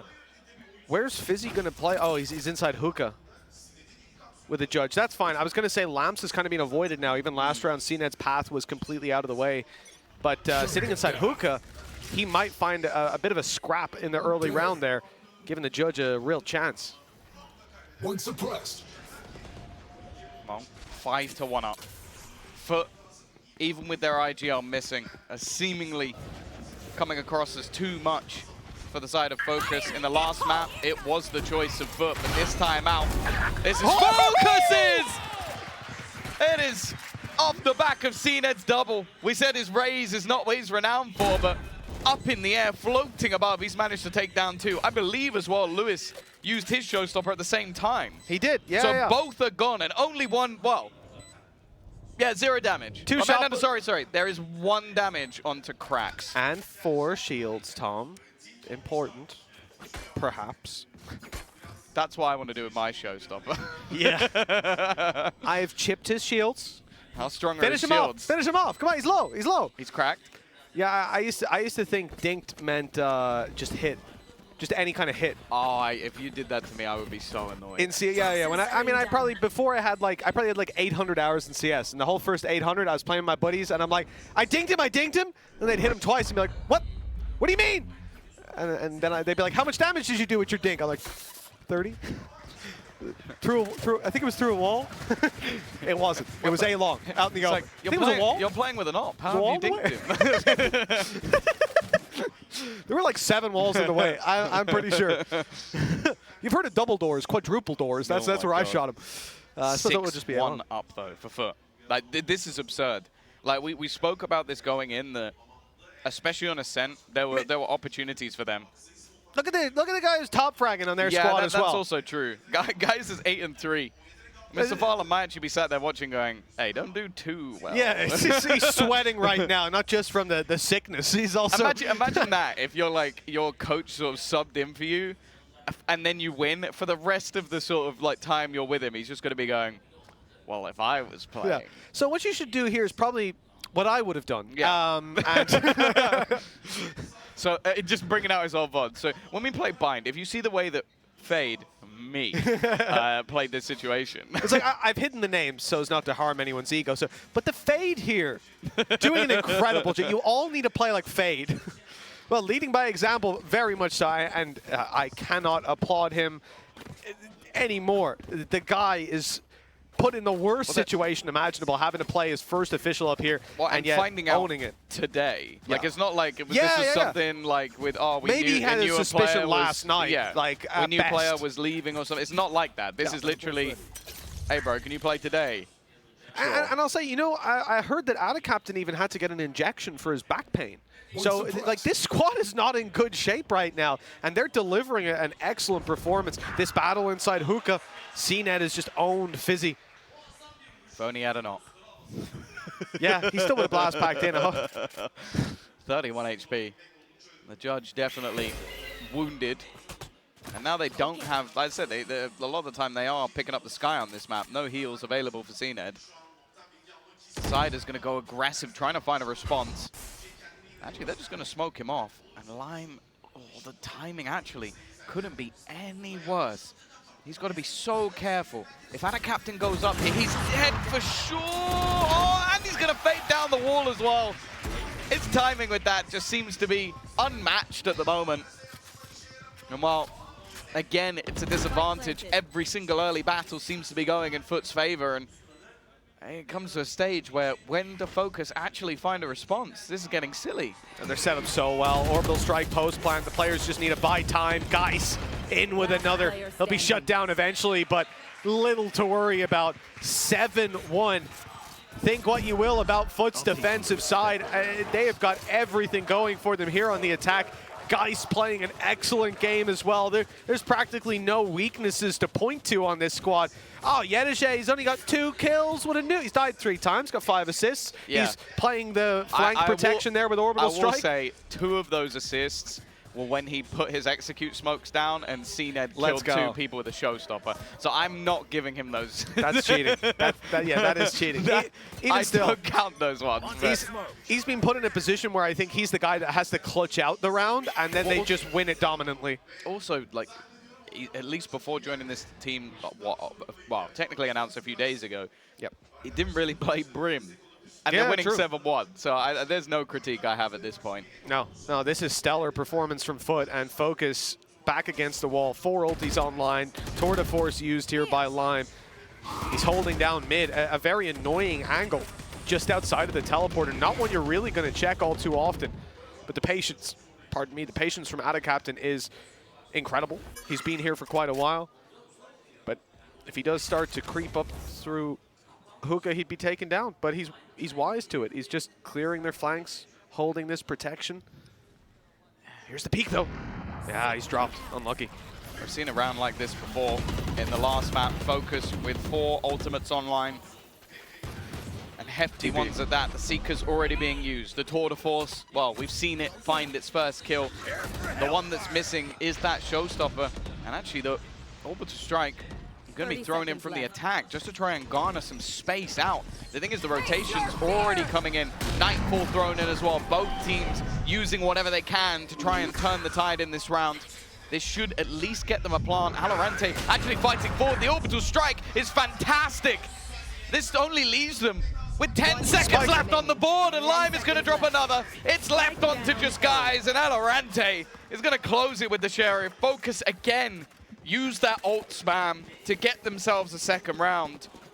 But is that just a blip on the radar of the Turkish squad? Well, Tour de Force, Orbital Strike, Seekers, these are big ultimates to be committed. Yeah. And just to get your second round of the board, I think it's fair to say they still need to prove to us that they can get it done when it comes to regular play.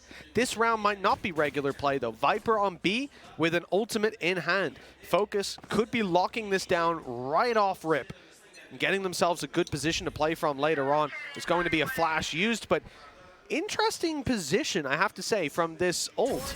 It's used only on B long. You'll often see it locking B long and outside of Hookah, but this time they've gone much more passive with it, just one laneway, and instead, why is it? So Valorant is the one watching the drop out of Hookah. I guess it's not too bad because the player should be mid-air.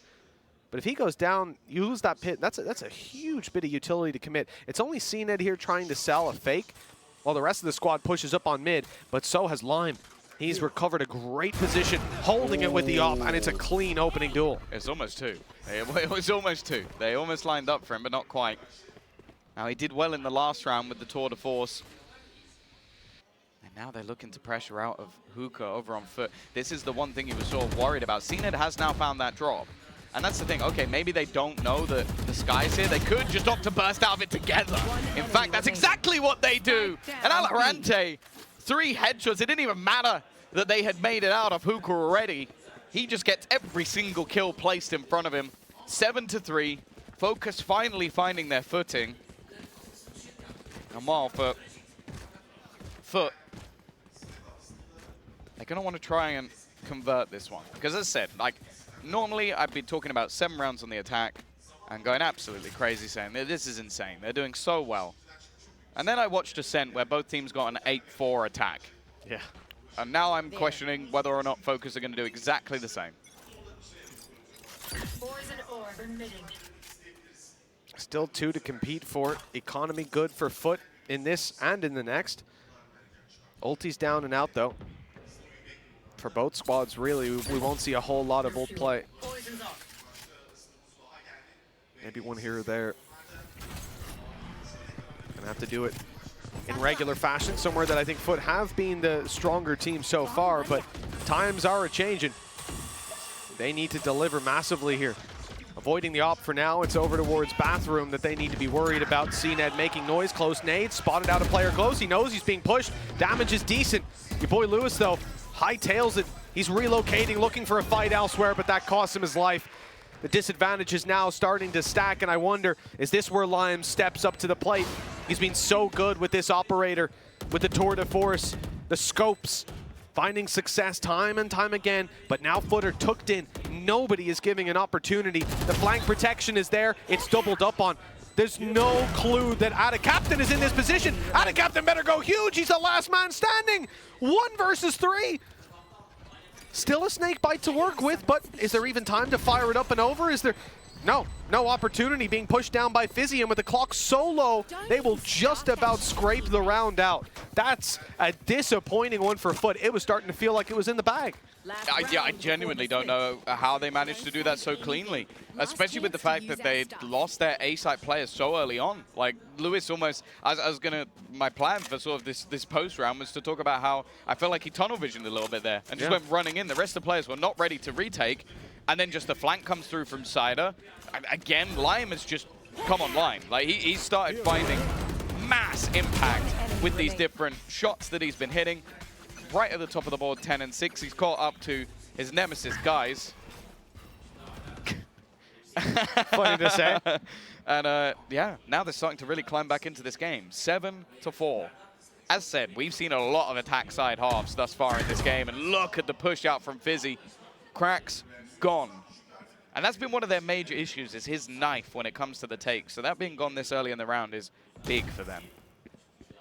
Toxins going up. Yeah, I mean, not just his knife, but having Cracks as well, such a clutch player. We haven't really seen it from him on this map, but it's never far away. Well, I suppose in this round, it is for the rest of this half. Far out of reach. CNED, you know, this blast pack play from up top hasn't been terribly successful for him, especially when challenging in towards the position Fizzy's currently at.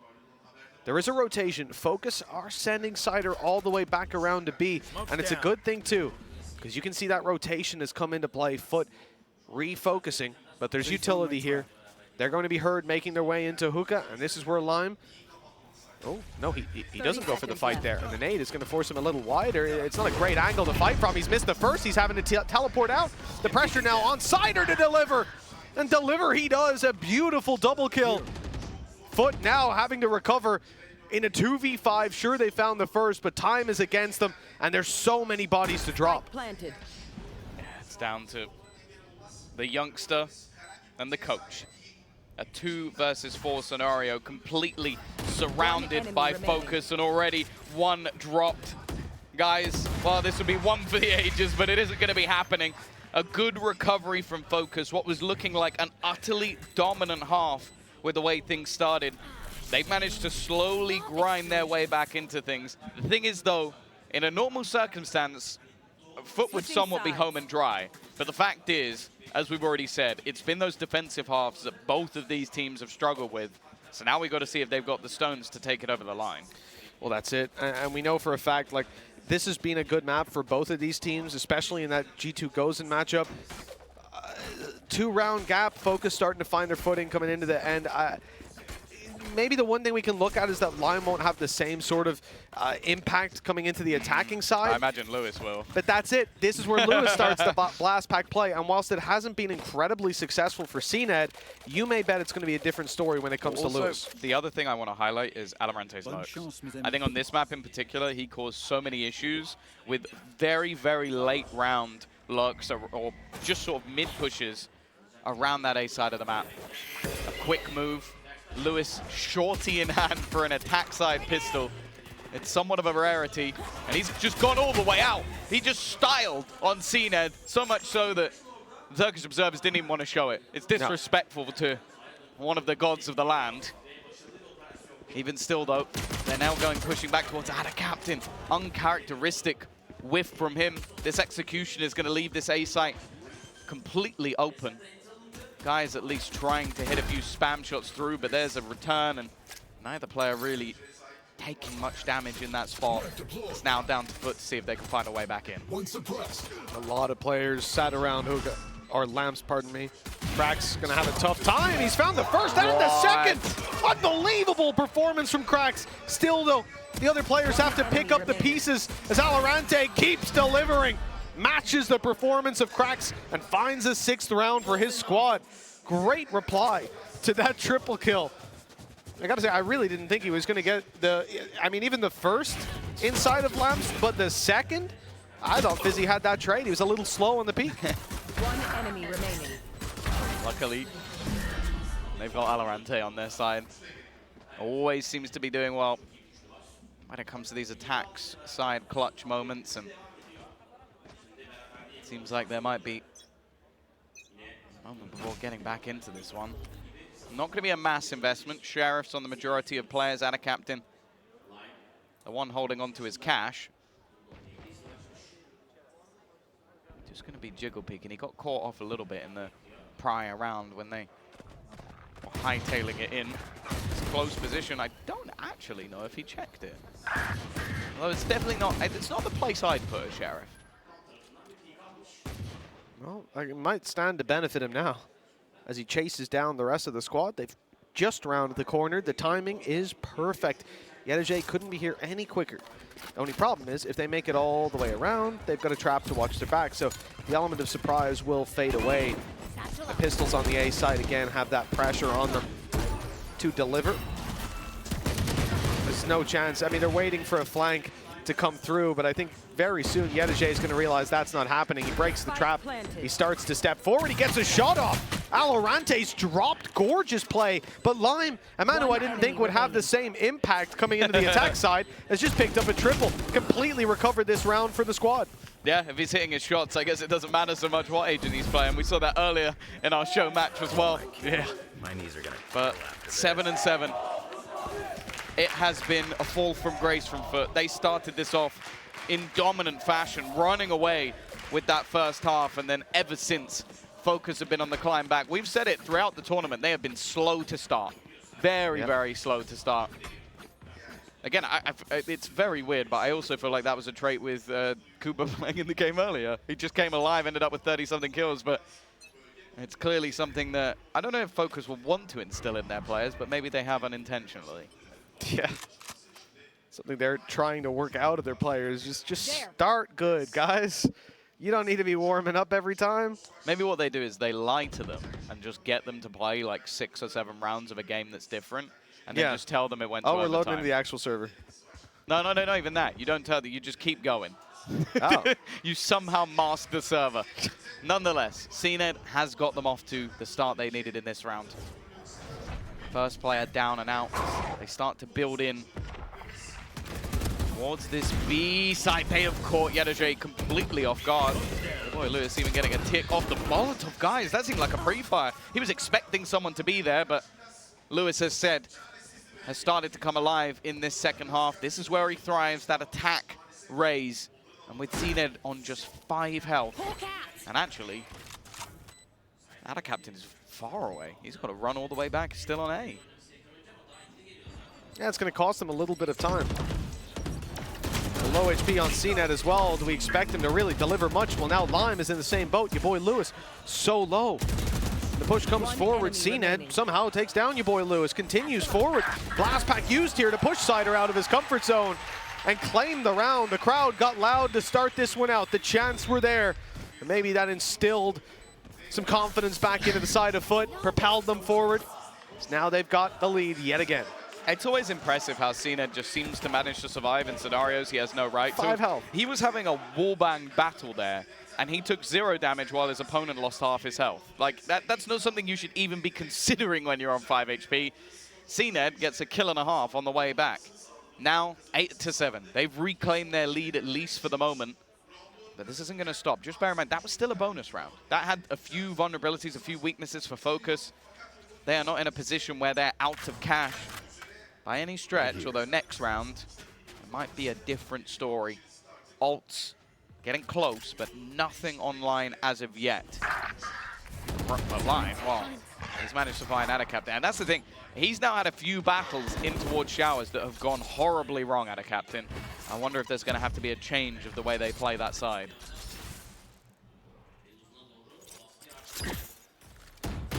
Oh, the snake bites pushed him back. CNED really wanted to get aggressive there. That's decent space denial from Fokus. They want the battle to take place on B. It's just about keeping these players back on the A site. They've done well in Bath for sure, picking off out of captain and removing any of that Viper utility. Fokus might have a bit of a problem brewing though. A double push up on B. It resorts to just one, but look at the battle for Yedije. He's dropped the spike now. Great shot on Lime.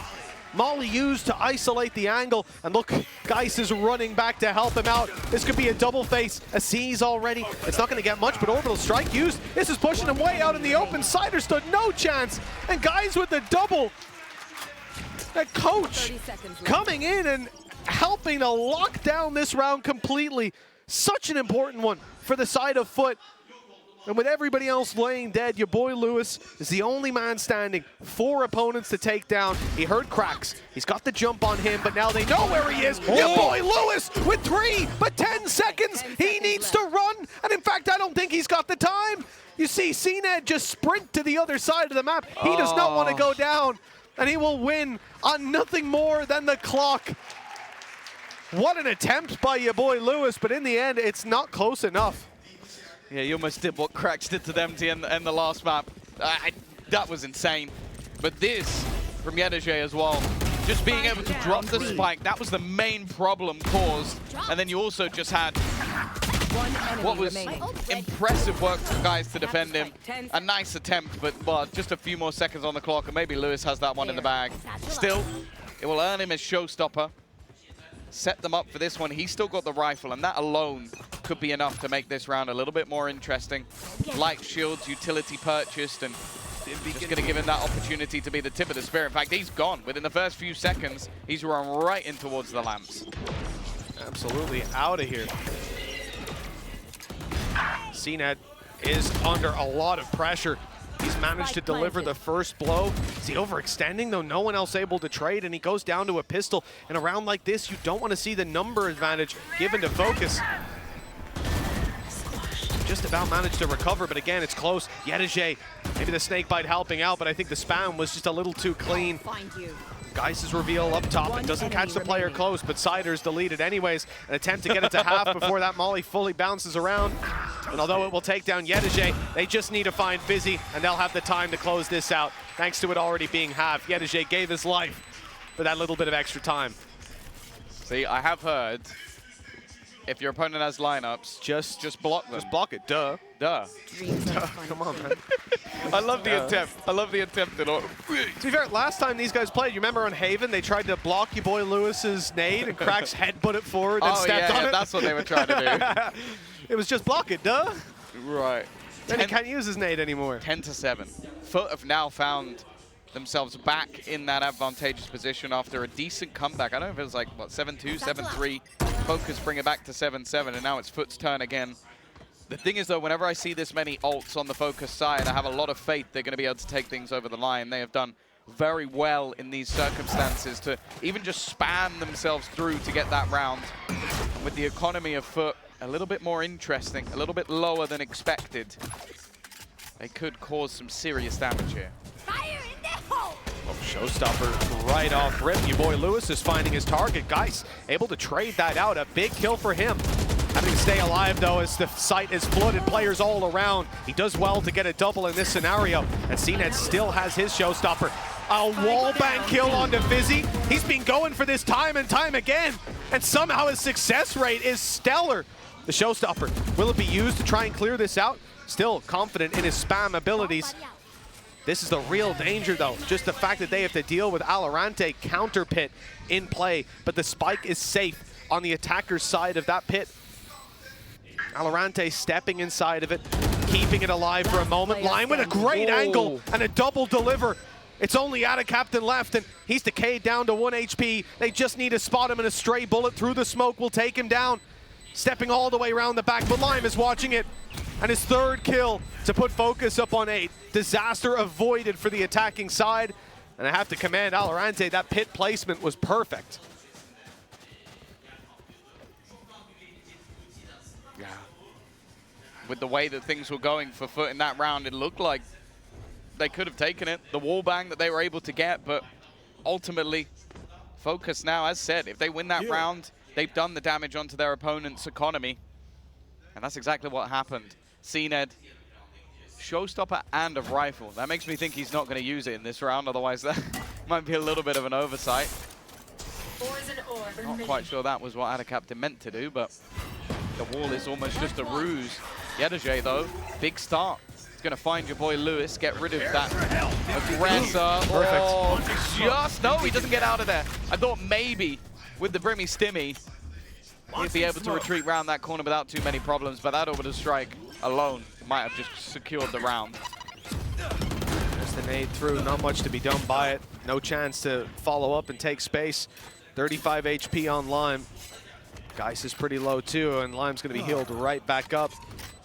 Big problem for the side of FUT. Everybody trapped inside of elbow, and so much control for Focus. The flash confirming no one's on long. They can now have their back turned to it and focus forward on eliminating these players. A little bit awkward though. CNET gets the double before falling. One enemy remaining. It comes very close in the end with Cracks having to try and find Cider. The Seeker gives away his rough position.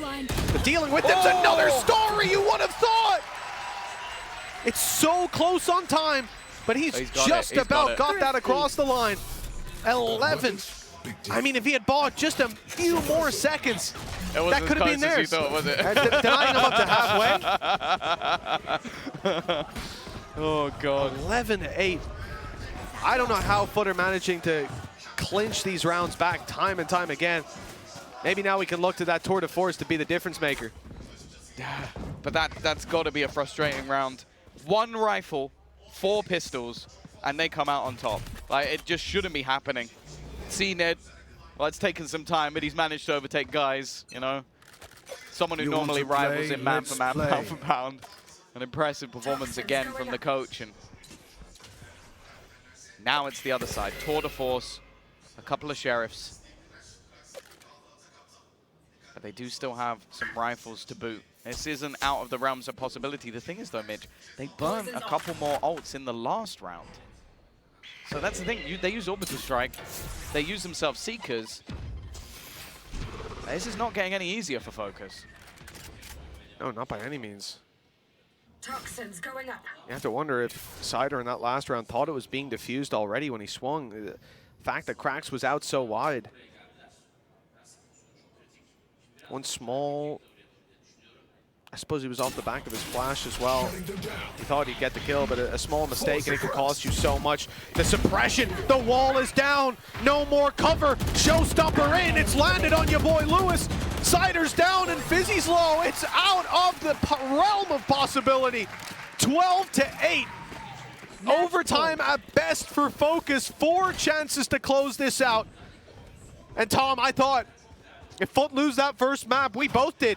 3-0 on the cards for Focus. Yeah. Now, it could be 3-0 on the cards for FUT.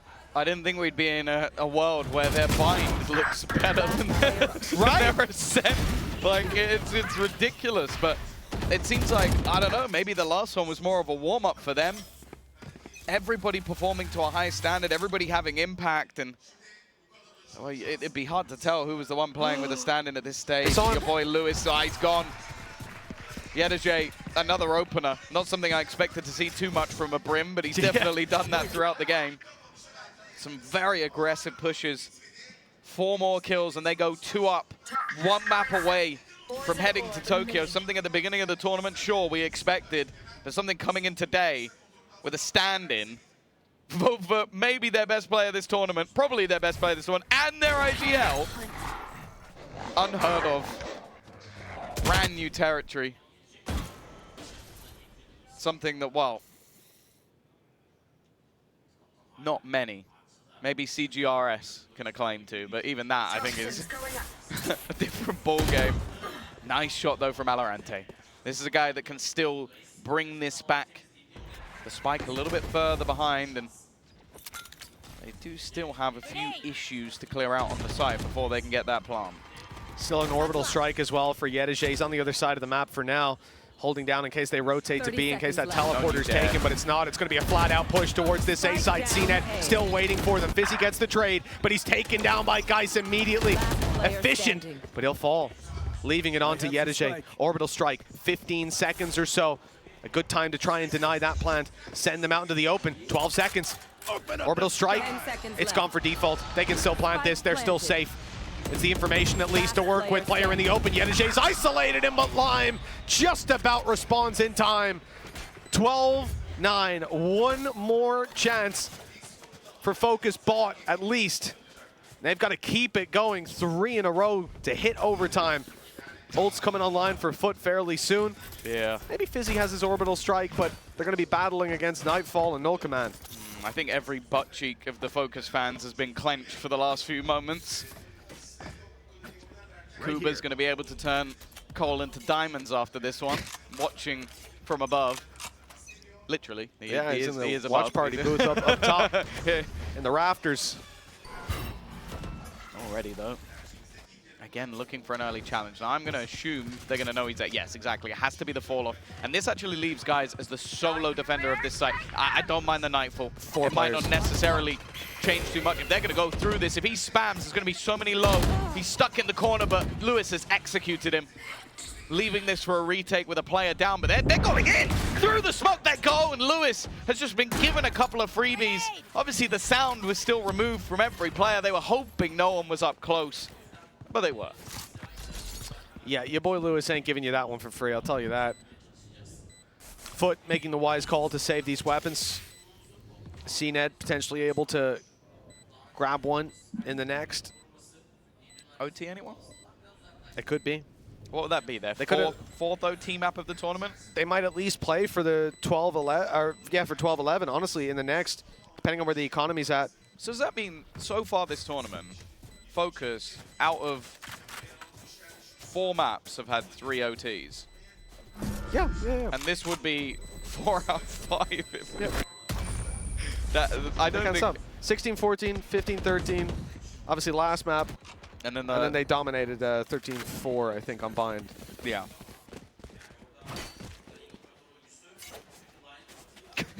And then Sunsets. Now, I have no idea what to expect there. It's funny, like, Powell's joined this team as coach, and if this isn't the most stressed he's ever been, like he used to be like, I think he was a coach of Fireflux, which must have been quite stressful. He had a lot of young talent. Yeah. One of them in this game.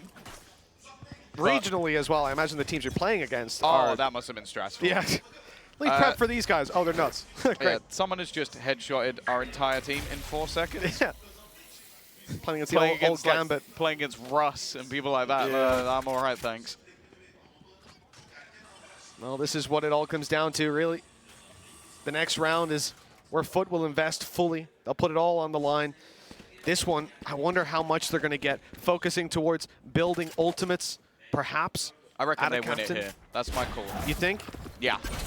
That's my call. I don't know what it is. I see them with a few weapons and a couple missing. It's the huge. knife is perfect, but he actually shoots it off first. But Krax has landed the shot. Sheriff in hand, the spam not quite connecting. CNED's gone, and that might cause more problems. Timing. Oh, just a split second later. And he probably would have got that kill instead now. Yedijay and guys. The old and the new. Standing. Valorant is already going to They know take where down he is. one. It would be one hell of a way to close this map, but I think for guys, this is a bit of an impossibility. Bit too much to ask, yeah, it's fair to say. I mean, they know where he is. He triggered the trap earlier. They've cleared Bath as well. So unless he's saving, he has to be here. And that's why 3 players are trained on this angle. Alorante running all the way around in case there's a save attempt. It's all about damage. There shall be none. Anyways, they'd be able to buy in the next round. I mean, more or less pointless. Make sure to follow my This final round. This is everything. FUT invest. They didn't build up mass amounts of ultimates. They didn't get huge orbs. Captain got hit by that showstopper right away, so he only got the 1 for dying. Well, based on tournament statistics, there is a 75% chance we're going to overtime. It would seem that way. Although, technically, it depends how you interpret those statistics, Tom, because I don't care. Put in the parameters of Bind, 0% chance, because they played Bind, they didn't go to OT. It's the only map they didn't go to OT on. Going overall. Well, I'm saying 0% because Fokus have never had an OT on Bind. Never in history, Tom. Well, I'm going 75%. We do that, like, remember back then, for the first time in Valorant history, and it was like the 2nd game ever of Valorant. Yeah. Those are my favorite time. The first time in Fokus's history, they're going to overtime on Bind. Could be hype. 4 players outside B, 1 watching the A push. Focus, I think it's fair to say, are playing this one quite safe. Waiting for FUT to make a mistake, and CNED's waiting for someone to step into his crosshair. I think cracks as well could play a big part. Having that null command, taking away all utility as they execute into the site. Straight away, he's popped it. J has managed to catch one, but it's guys again. Your boy Lewis can only find one, and it's left all on to Heretics. It's not happening. 2-0 now for the side of FUT. They may be a man down today, but it doesn't seem to matter. You can only imagine how this squad feels. The side of FUT coming in today, having to play with their coach. It felt like such a big blow to deal after Mr. Fallen's performance game after game. He has been astounding here in Istanbul. The home field advantage certainly worked for him, and it seems like it's working for guys as well. Massive round from him yet again towards the end of the game, denying them on the way out long. There was one kill by Yedije. He was forced out by an ult. He was in a terrible position, but guys getting the double, oh yeah, that's the start of the dominoes falling. Let's put it this way. I've seen how Sinan and Caesar, the owners of this team, they treat their players. I think this man's getting like some crazy steak dinner or something. Oh yeah. Maybe even a flight to Japan. I think that one might be served by someone else though. Yeah, at this point, it looks like he might have that one on the house. I think that might be, yeah. I think these guys might be sending him there.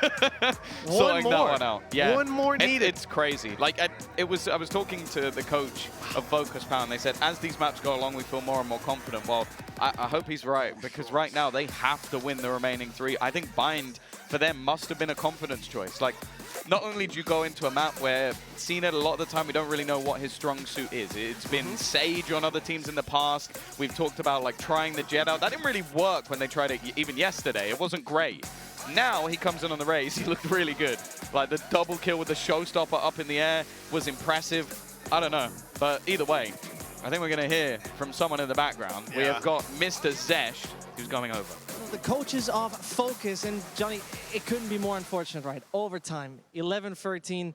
What's going on in those games? It's very, very close, I gotta admit. And yeah, it's very frustrated that we lost both times. One time in overtime, one time at 11-13. But gotta be considering Footballist is a very, very good team. Like, they have very talented players. And, you know, it's still not over. It's the best of 5. Everything can still happen. We still have 3 maps to go. It's gonna be exciting. Talking about the maps to go, starting with the next one before we're going to the few one. Sunset, it's gonna be a premiere. Can you give us a bit of an idea of what we can expect there? From them or for us, or in general? Well, I think we have a very interesting comp. I don't think a lot of teams are gonna run it. But we went with a bit more comfort picks and see, you know, we'll see how it goes. I think we have a good idea, a good game plan, and I think we can beat them. Yeah, for sure. Most importantly, talking about the comebacks, right? Is the mental fortitude, do you think, you know, coming back into that third map, is the mental fortitude from start on with your team, considering that you're always coming back, but you unfortunately can't finish it? Well, that shows actually our mental resilience. Like, every time we come back, even in a deficit, and I think even for this map, like, it's the same as in a match, you know. Oh, we're a couple of rounds down. Doesn't matter. Same with the matches. We're 2 matches down. Doesn't matter. There's still 3 matches to go. We're out when we're actually out. Before that, we just keep on playing, and that's how the players also. That's a perfect attitude. You know what? Possibly 3 more maps to go. We're gonna see if that's gonna happen. Back to you, Tom and Mitch. Thank you so much, Vincent. Great to hear. They're not going to count themselves out at the end of the day. We've seen those reverse sweeps before. Sunset, Split, then Haven. It's going to be tough. With the way that FUT are playing, they're not showing any weaknesses right now. The coach coming in has not affected them. I mean, if anything, maybe it would have been more dominant if Mr. Fallen was here. But guys, he's been able to, he hasn't been pulling any punches. I'll say that. No. I also think as well, like, I appreciate Johnny Lobster. That's his name. I'm not just calling him that. Did sound like an insult. I know. I appreciate him saying, like, oh, yeah, we're not out till we're out, all of that stuff. Yeah. It's so much easier said than done. Like, especially in close matches like that, you've lost an OT and you've lost yourself a 13-11 on your own choice. Like, to just go, hey, everything's fine, guys, we're going to back into the next one. It's going to be in your head. You lose one more of the next 3 maps against FUT, a team who are favorites, and that's it. you're done. Yeah, I mean, realistically, it's been a tough battle, an uphill battle for the side of Fokus so far, but we've seen it again and again that they've warmed up into maps. Warming up into a series, it is a different ball game altogether. You got to look at this. It's harder than a BO3 right now. 3 in a row needed. Yep. No room for error, no room for mistakes. And coming into Sunset playing comfort picks, it might be the right idea. We don't know what the meta looks like there. It's going to be one of the first times we get to really see it with these sort of this tier of play, at least. I'm super excited to see what can be carried forward on that map. But before we get there, we got to look at the stats from the map that we just had right now. And I think, you know, it's going to be surprising if we came into today and saw some of these stats, especially guys, because he looks like he fits in. He looks like, funnily enough, a member of the team. 18 and 18, 199 ACS, but obviously CNED drawing our eyes even on that raise. He was able to deliver. Like you said, he's not a bad raise. It typically doesn't match up to your boy Lewis. This time, he did. Yeah, I think Lewis definitely had a bit of a comeback when it came to that attack side. He definitely struggled on the defense. And I think that was again, it's been the main point for Fokus, is like a lot of the time the defensive sides of what have been letting them down. So I think that realistically, they got to try and pick themselves up. They're going into a map which, okay, sure, they think they got a good comp, they got comfort pick. I'm assuming that means Yoru. I'm going to be honest with you. Like, if I'm thinking we have a weird comp and it's comfortable, well, Lime loves to play Yoru. So that's what sticks in my mind. Okay. If that is what they're doing, that's hella risky because a lot of Yoru comps don't work. I've been talking to a lot of different players, actually, and a lot of people seem to like Yoru on Sunset especially. Rotational value, actually entering. There's a lot of really good lineups with the map. It's one of the better maps for setting up a TP that goes across the entirety of the map. So, listen, I'm interested in seeing what they'll be able to deliver. Let's take a look back, though, at that previous map and see some of the highlights because, again, there were some incredible moments going throughout that. Even there, just at the start of the clip, you see in the kill feed a 3K for guys. CNED's showstopper, counter showstopper. That's what I like to see. Yeah, for sure. Like, I think the enjoyment for me for that map was the fact that we did see CNED actually, like, playing the Raze as you kind of want to see it played. Like, he was aggressively blast packing into angles, taking space for the team, finding those entries. Like, a lot of the time that I felt like his strength on Jet was the fact that he was the agent. He like felt the agent. Whereas here it looked like it was much more natural. Maybe something that he's been working on. Again, it could even just come down to, okay, now he gets to communicate in Turkish. He gets the support of those players that even though it's a new thing, maybe just feels a little bit more comfortable on it. And yeah, this is the fine lines. Like literally 4 seconds left more on the timer and Lewis might have just got them to OT.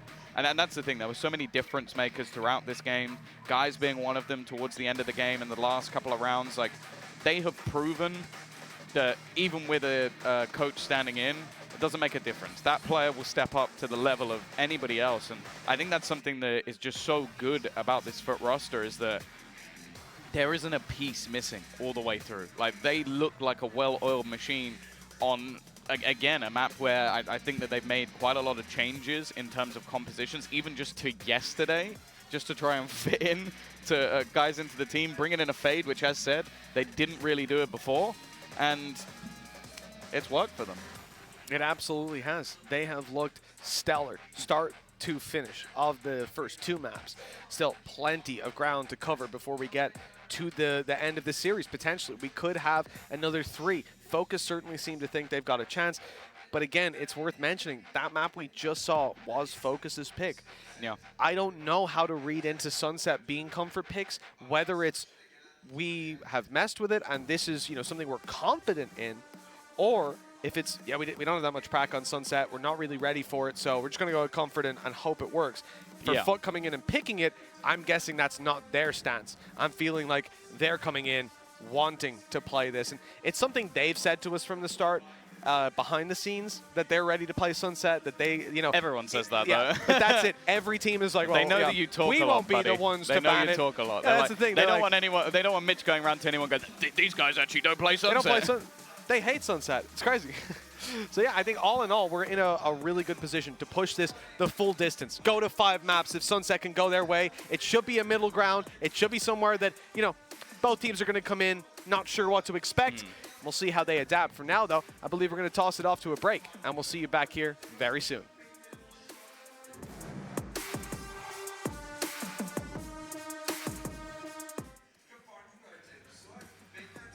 Oh, never mind.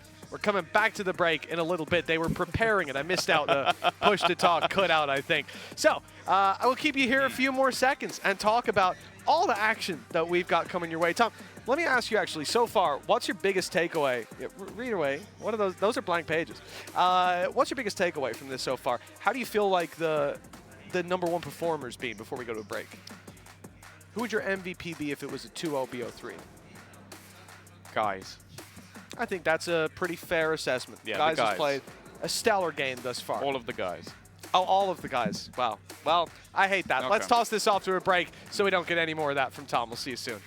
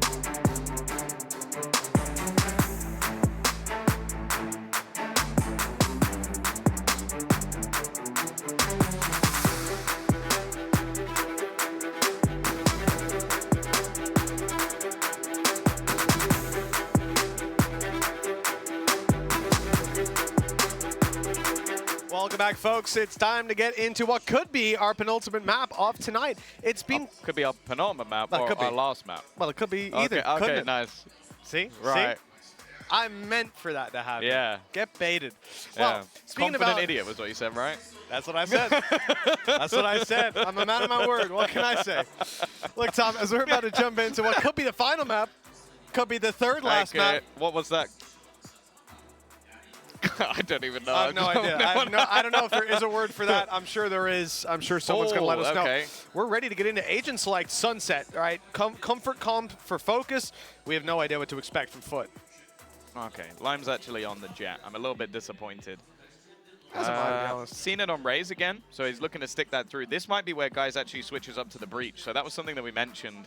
Normally, from what we've seen from a lot of other teams, like you go off what has been played in the sort of recent 10 tournament. I wrote it down as you do. Go ahead. So you had Raze was in there, Sky, Viper, Harbor, Chamber.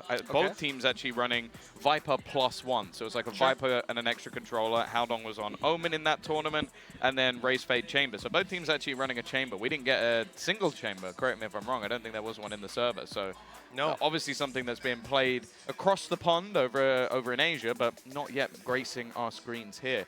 But that's the thing. It genuinely, until we get to those sort of international tournaments, it is going to be very difficult to tell who's got it right. So I'm excited to see what the EMEA teams are going to be bringing out here.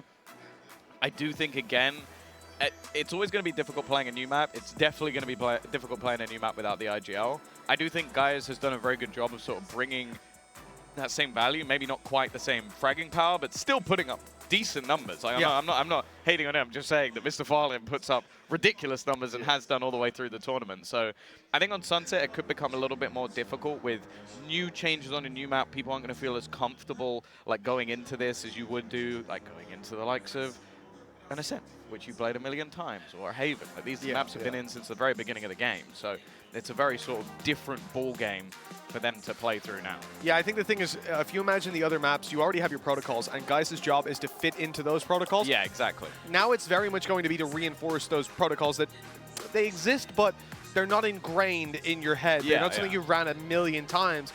So I think the IGL in this situation more so is keeping everything in line, and for the first time outside of scrims, having to adjust that game plan. For sure.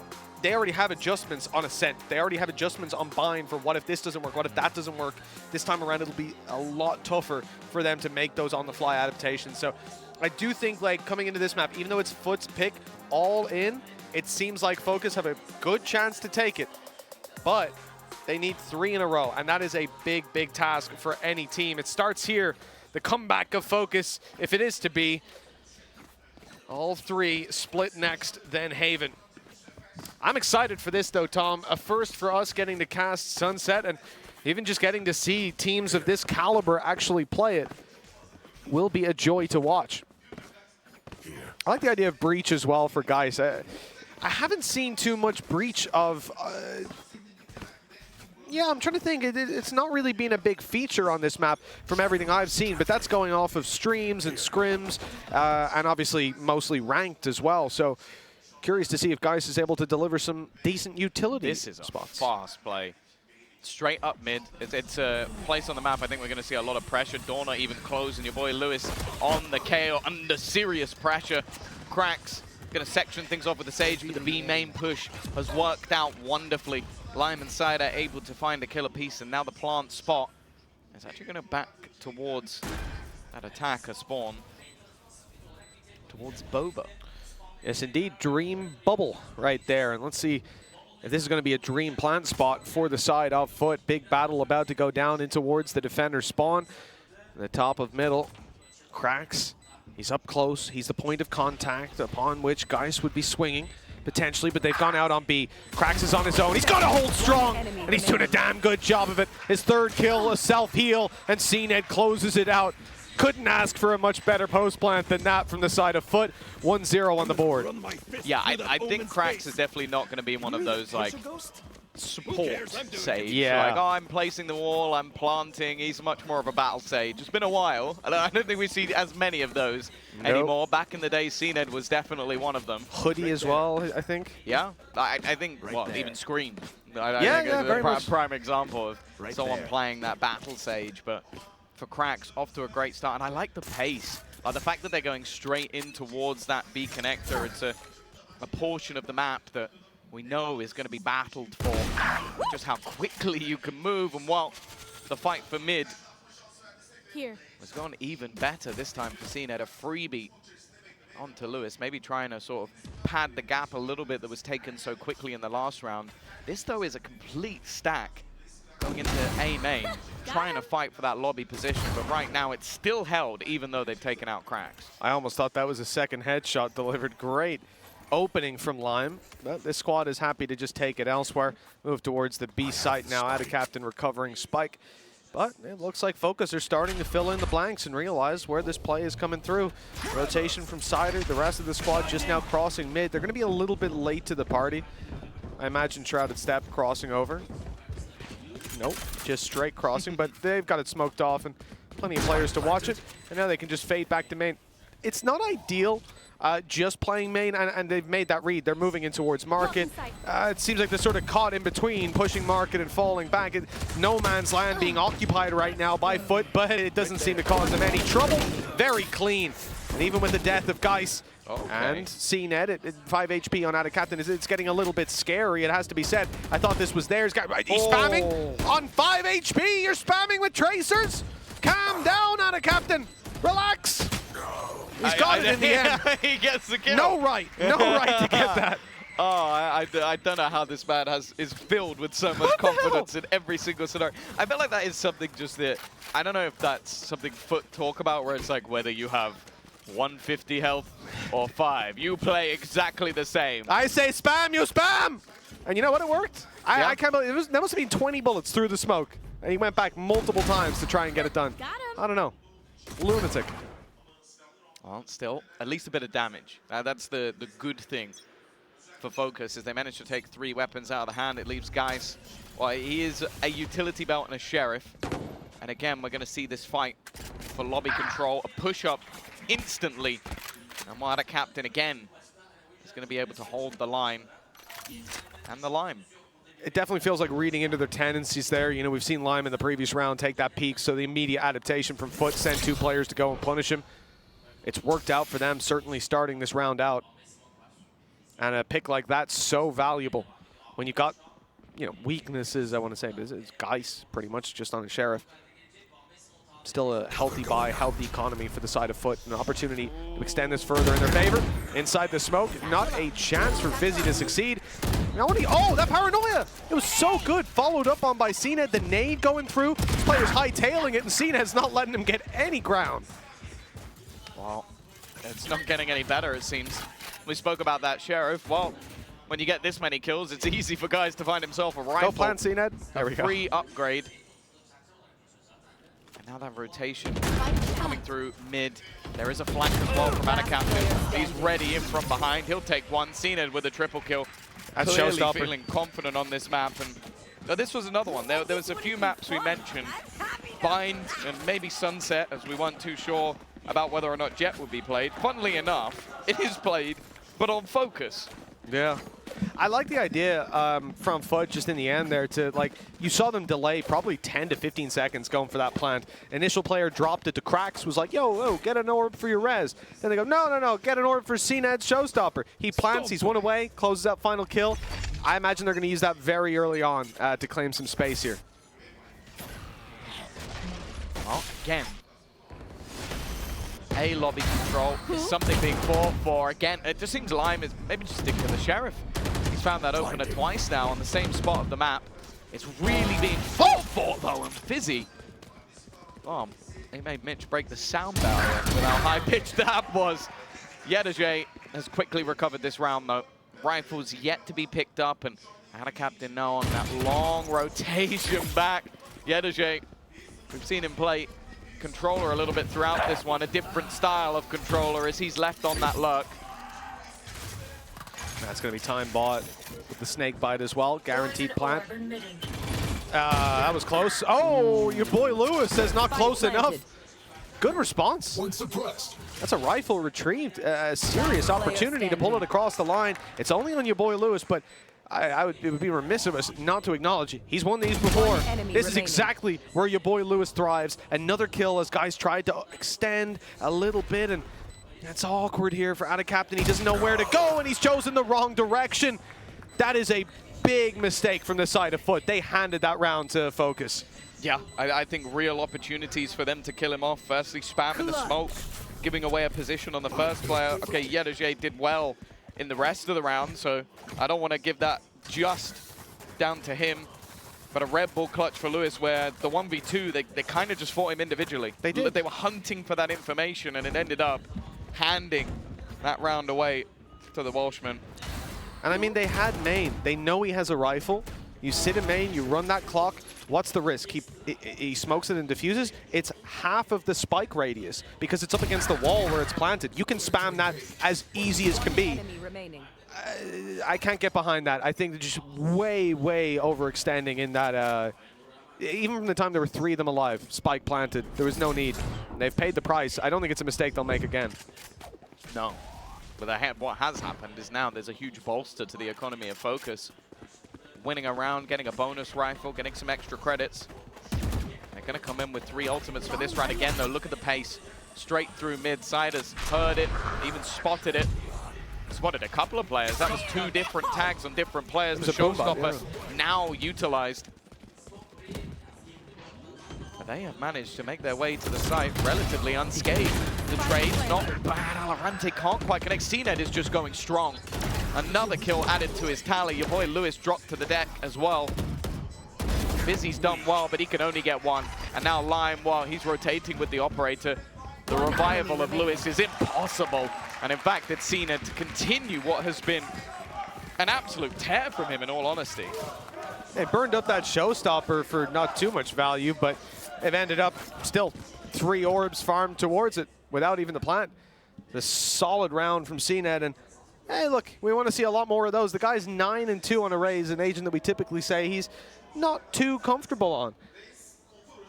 That's the thing. I feel like one of the main benefits going into a map like this for CNED is that teams have practiced the protocols on a lot of maps. So him just blast backing through positions is going to be easy to cover. On this map, you've only played in scrims, and you've probably not played anyone who's playing like CNED. Like, he's just prepared to go and push every single angle and just go for those instantaneous fights. And that's the thing, these fast mid pushes, they're just not prepared for it. The fact is, I think you're right, it did ping the boombot, but it got 2 pings. I think one was on a Sage and then one was somebody else. I can't remember who the second player was, but it was the boombot as well. It was 3. Yeah. I think it was Omen. Yeah, so they had so much information there, and even with the information, the rotation, it was just CNED goes and gets 2 kills. Well, then it's a completely different ballgame, even if you have all of that knowledge available to you. That's something that desperately needs to be fixed. And especially, you're pushing into the site with Alorante on that Cypher. You kind of expect him, especially with support, to be able to stop the rut that it is this FUT team just full blast into the site. We've mentioned it before. If CNED's on form, sometimes there's nothing you can do. Well, we've got to hope for Fokus they can, because 2-0 down and 4-1 in the map itself, they're not in a great spot. No, they really are not. Look, there's still plenty of time. We don't know how that second half is going to shape up and look. Defensive sides have been tough at times, but good start here. The way back through for Fokus. The Blade Storm close for Lime. The fight not quite going his way. He's tagged up marginally, but it's the position. He's having to fall back. They've heard him fall back to the site, but they're ever vigilant for someone being closer. Lime eventually gets his kill onto Geist, but more and more players fill in to back up CNED and his buddy.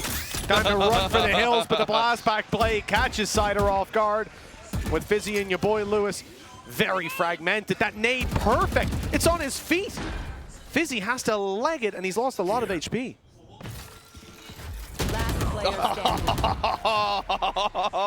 They double walled up. So even if there was a player in the left corner, it didn't even matter. It's just disgusting. The confidence of this FUT team is off the charts. And as said, like, these are sort of plays, like keeping things almost basic, like running the Sage, running the Raze. I know somewhere out there, Lothar's going, the value of Sage is even better. But the fact is they're just being able to cheese through it. Like, okay, let's just wall off this and run through. Let's wall this off and go up on top of it. Like, these are almost just fairly basic plays that they can make and just rely on the individuals skill they have within the roster. But in early days of a map, that can be very viable. Well, that's it, yeah. Just putting your opponent on the back foot, having yourself a way to play that they have to adapt, that's all you can really ask for. Hunter's Fury, immediately. And there was a lot of people in this choke. That's damage. I think that's at least 2 tags. Oh no, maybe just guys? one. I thought it hit the second player, but I guess yeah, not. It looked like Cracks got hit. CNED barely avoided, but no. CNED also looks a lot more like your boy Lewis than I remember.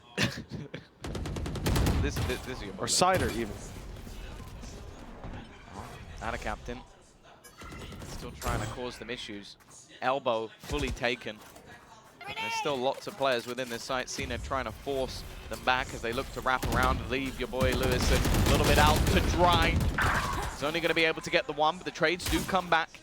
Keeping things even for now. There is a res on Cracks, though, so they can look to bring someone back from the fray if the opportunity shows itself. He's actually going back to res, but there's 2 players there. CNED surely should be dead, but no, he survived. He gets the showstopper up? What? Look at him! That face says it all! I think, like, you can't see my face, but I'm they rested him in front of 2 people, and he knocked. Like there was a flash for one guy. But let me just put it this way: getting res was difficult enough. Popping a showstopper stops him from shooting for at least another few seconds. Blast backing up in the air. After being resed, he was unable to move. I think that I'm going to need a replay of that later on, at least. That was... I'm baffed. I'm genuinely baffed how he didn't die. Outrageous performance for a second time. Yeah. He has been feeling it on the raise, let's say. Even when you kill him, he's not really dead. Yeah, he can come back to bite you. Maybe that's the other reason for having a Sage. You get 2 CNEDs. If the first one dies. If CNED 1 dies, CNED 2 comes back. They've used the Rolling Thunder to clear out a lot of space. CNED tanking the nade to get closer. His close left, though, is the real danger. It's all pistols here. We don't want to see players taking fights on their own. CNED luckily backing off now. Has a potential crossfire without a captain. That will be smoked off momentarily. Luckily for who? Luckily for FUT. There's a world CNED killed everyone there, even going through that nice blind paranoia. But even still, they come fighting back. CNED's dead this time for good.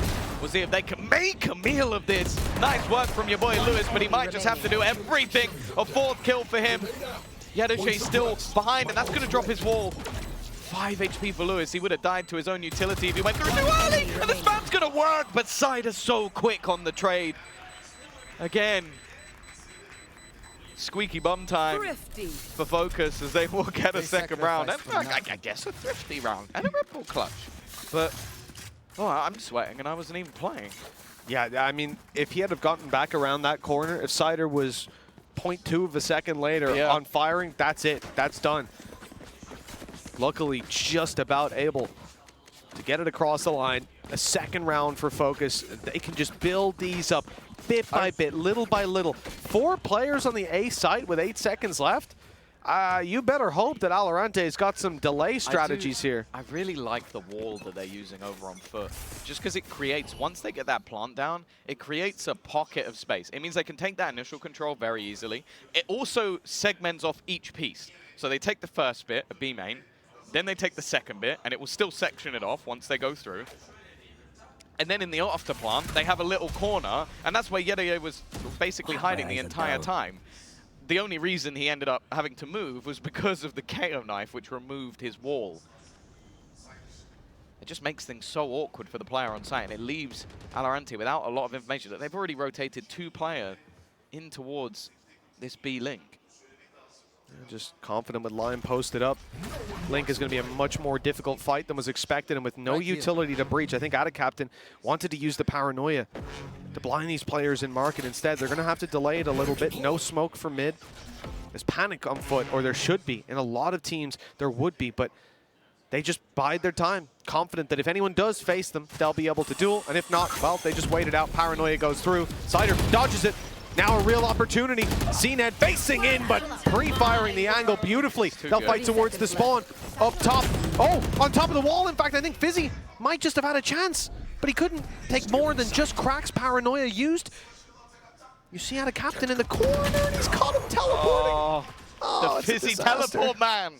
It's to stop. Unbind it. Whatever the key is, unbind it. But hey, they've made this one look doable. Guys, what is he about to go through? He is. He is. They've used the neural theft. That's going to give away where they are within this pit. They'll know that both players here, they can quickly surround. They didn't manage to catch him with the spam. And guys, he's just up close. He just had his head ripped off. It's left all on the energy, and he makes it competitive once again. Just a matter of HP. A single bullet would have taken Lewis out of the round. But he's going to get it through again. Focus, as said, butt cheeks must be clenched because they are scraping these rounds. It's close, but it really is all they need just to chip away at this lead that FUT have, at the incredible amount of confidence they had up their sleeve. There was a point where CNED was just styling on them. It looked like he was unkillable. And even then, when he was brought back to life, he had invulnerability somehow. But now, I think they've been put in a position where this may well be FUT calling for the pause. They still have economy and everything like that. It's more so they just don't want the rounds to get out of hand. 6-3 still could be a very, very strong scoreline for this squad.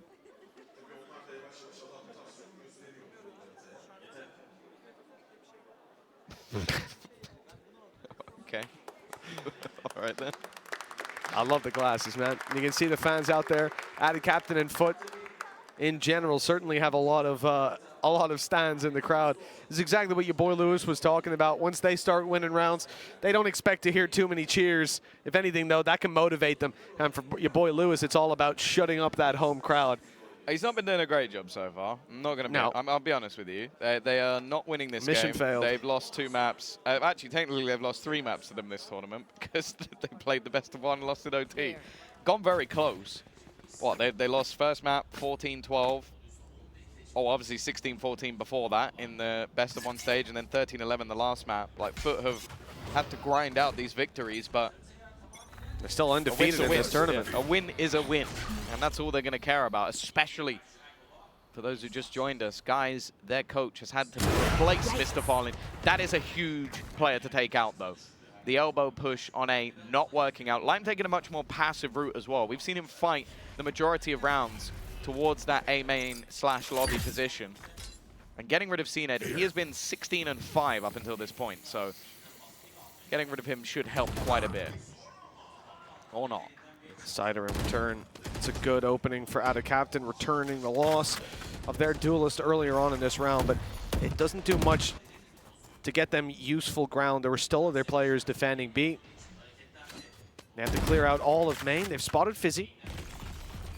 The rotation's coming in. Alorante will be here soon, and Fizzy's doing a fine job by himself. They've spotted the spike. He's inside the smoke. It's not a great flash from their KO. And now the brakes pumped, waiting to see what space Yedije can claim. With the smoke fading, it turns out he can't get anything. I think they've even seen that the last 2 players were in towards B. They don't really need to overextend here. 20 seconds left. It's whether or not FUT even want to try and go for this, because you've got a little bit of extra cash on Cracks, CNED as well. They can probably get a buy in the next round if they hold on to these weapons, but no. Adacaptain's going to attempt it. Ooh, it's got a little bit awkward, but eventually, just the pure numbers, the trades, will be enough for Focus. Again, it's these slow starts. It's happened in pretty much every single map. Think about the last one. I think they were 7-3 down. This time they were 6-1 down. And then just something flips. So they get to, I don't know, a third of the way through the map and they turn their monitors on. It really is. It's weird. I don't understand how every single map it feels like Focus do need that warm-up time. And the funny thing is as well, if they didn't, they probably would have beaten FUT on every map if you're just going off the numbers. Yep. Because FUT get off to such a good early start, then it goes to OT and FUT win. Well, it wouldn't have even gotten to OT if you managed to not just lose 6 of the first 7 rounds. I wonder if they should start booking like quarter-length scrims right before like 10 minutes before the official. Quarter-length scrim, play the game, get out on stage. Yeah. I think it's the way forward. Krax has picked off Cider. He's not been having a good time, even in terms of opening deaths, but in the last round, remember the 5v4 as well, picked off quickly. You're losing a fair bit of utility, a lot of information with him out of these rounds, and well, that's even more utility gone. Alorante dealt with, and the world is FUT's oyster right now. They can take this wherever they want to. They've got the numbers, just need to make sure they can do exactly what Fokus did in the last and trade those bodies out, use the numbers to their advantage, and it's towards the A site. That means towards the operator, and an early flank attempted by Fokus, who are rotating right now, aware of some of these positions. Paranoia trades will delay it slightly, and actually that Paranoia hit your boy Lewis in spawn, so he's slowed down as well. This post plan's going to be tough.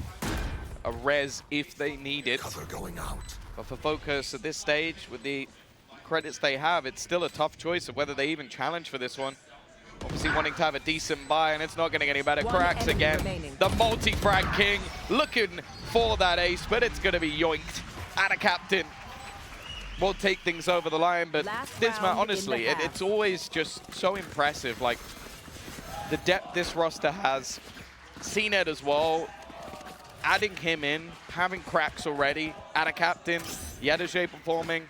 It's going to be such a tough roster to beat in the future when Mr. Fallen inevitably comes back to this roster. It's the thing, like, at the end of the day, Gaius isn't having a bad map here either.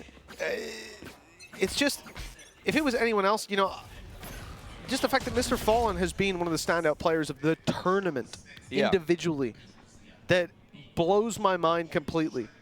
The fact that he's able to IGL and do that is nuts. We see players like Boaster, for example. He regularly has the highest, but definitely top 5 every season in EMEA in clutch percentage.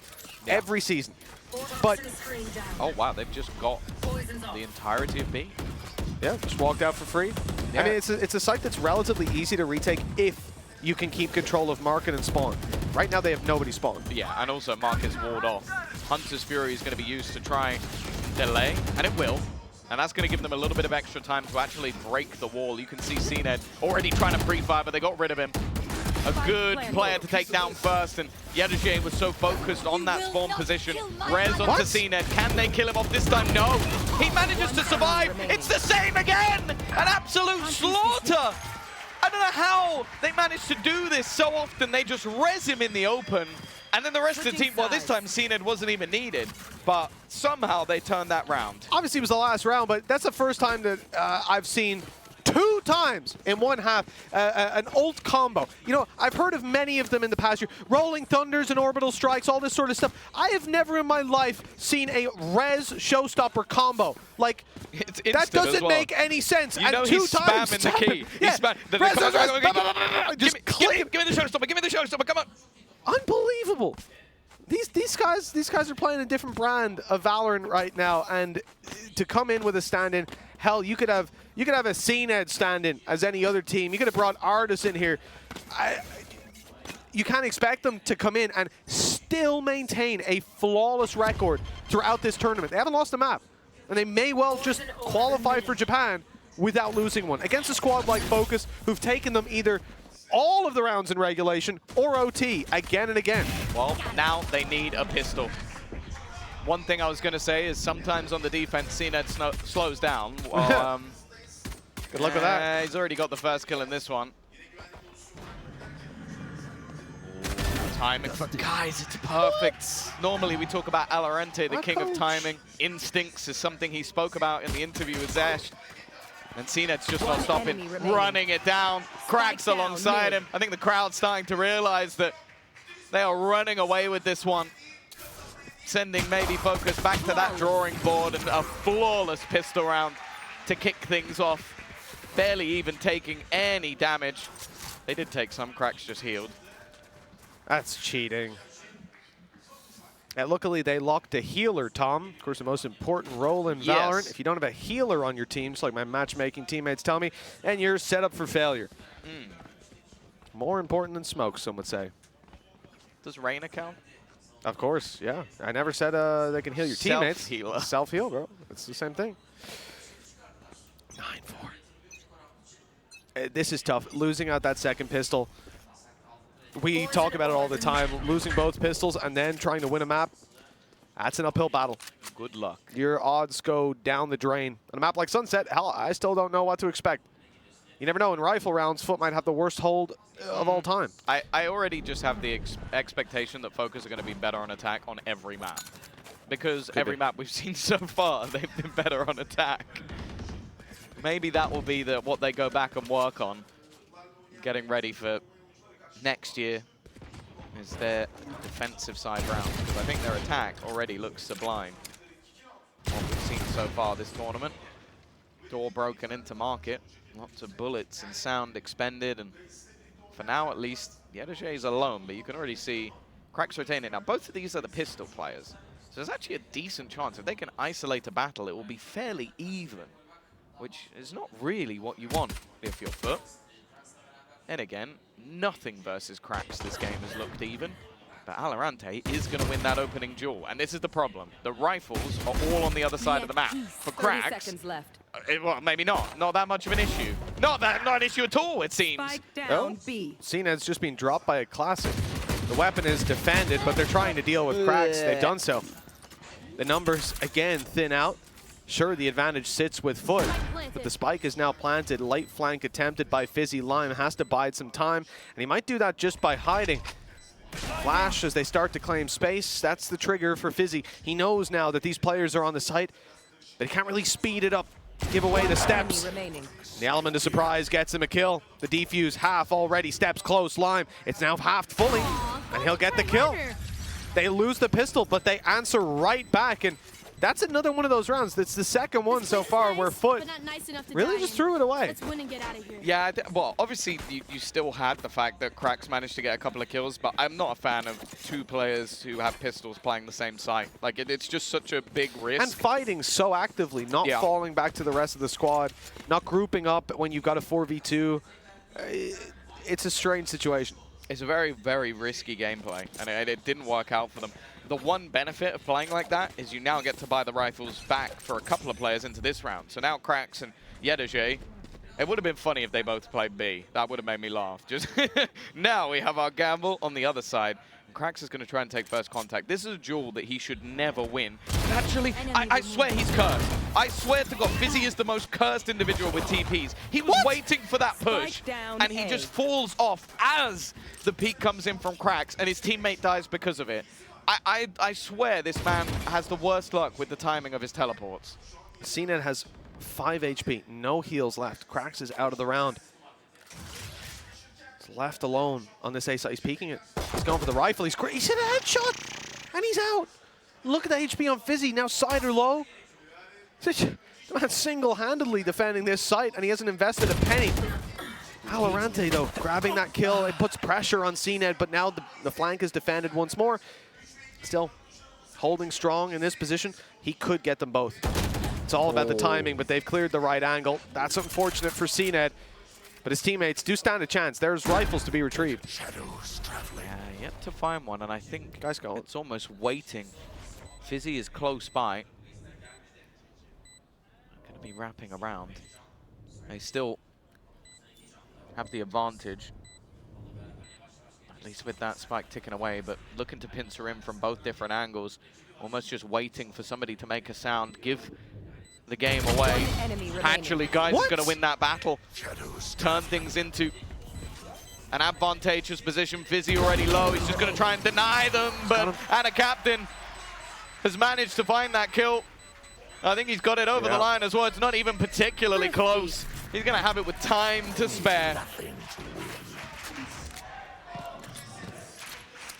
A thrifty round win to answer back that of Fokus's just moments ago. Well, they got two classic kills. One, by the way, one of them was a wallbang. What? Yeah, the kill the guys got was a classic wallbang. I didn't notice that. I saw the classic part. I think my brain blocked out the wallbang. Right click that some of it hit. I don't know how it works. I don't know if that's a thing, but yeah. Yeah. The thing is, Fokus the way that they've ended up here, they've got the cash to invest in fast play. Lime on them. Out of captain, low HP in the corner. He's got support. He's not dead, though. Lime was wise not to just rush back through and try to finish the kill there and then. They know that CNED's somewhere around this left side.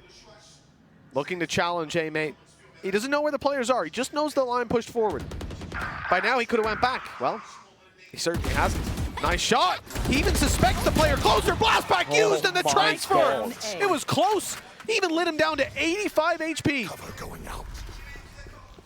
He's a machine.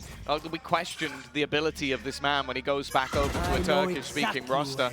Well, he's got a Turkish-speaking crowd and potentially a plane ticket to Japan because CNED has been playing an unbelievable game so far. He's left this one in the hands of Krax and Yedege to try and close out. Fizzy and Alorante yet again in a clutch position.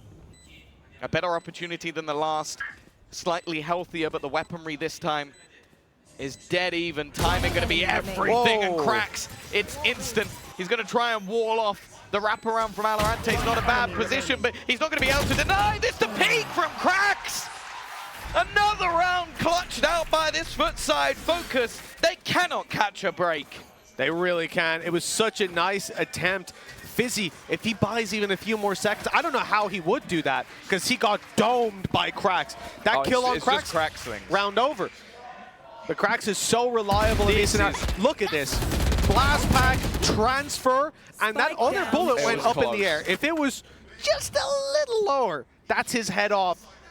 And a clean round. He was finished anyways by Krax eventually. And the fact that Krax comes off the defuse to swing out, to take that fight in such a crucial moment, I think many players would have just stuck it, would have tried to pull it across the line, hoped he couldn't pat there in time, but he made the decision.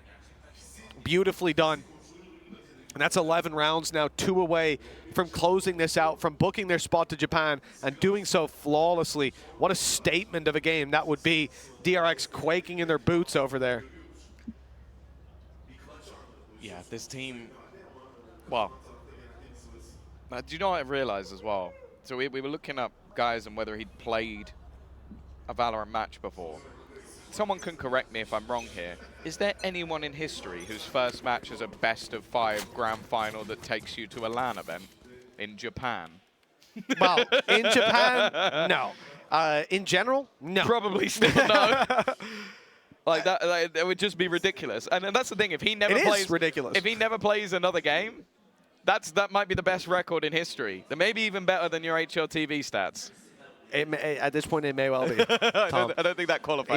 He might have outdone me. It qualified you to bullying Dinko for the rest of his life. And Sergey from Ents. That made me happy. That's all I need to know. Well, Fokus. We've always spoken about them being a late game team, but they're leaving it very late at this point.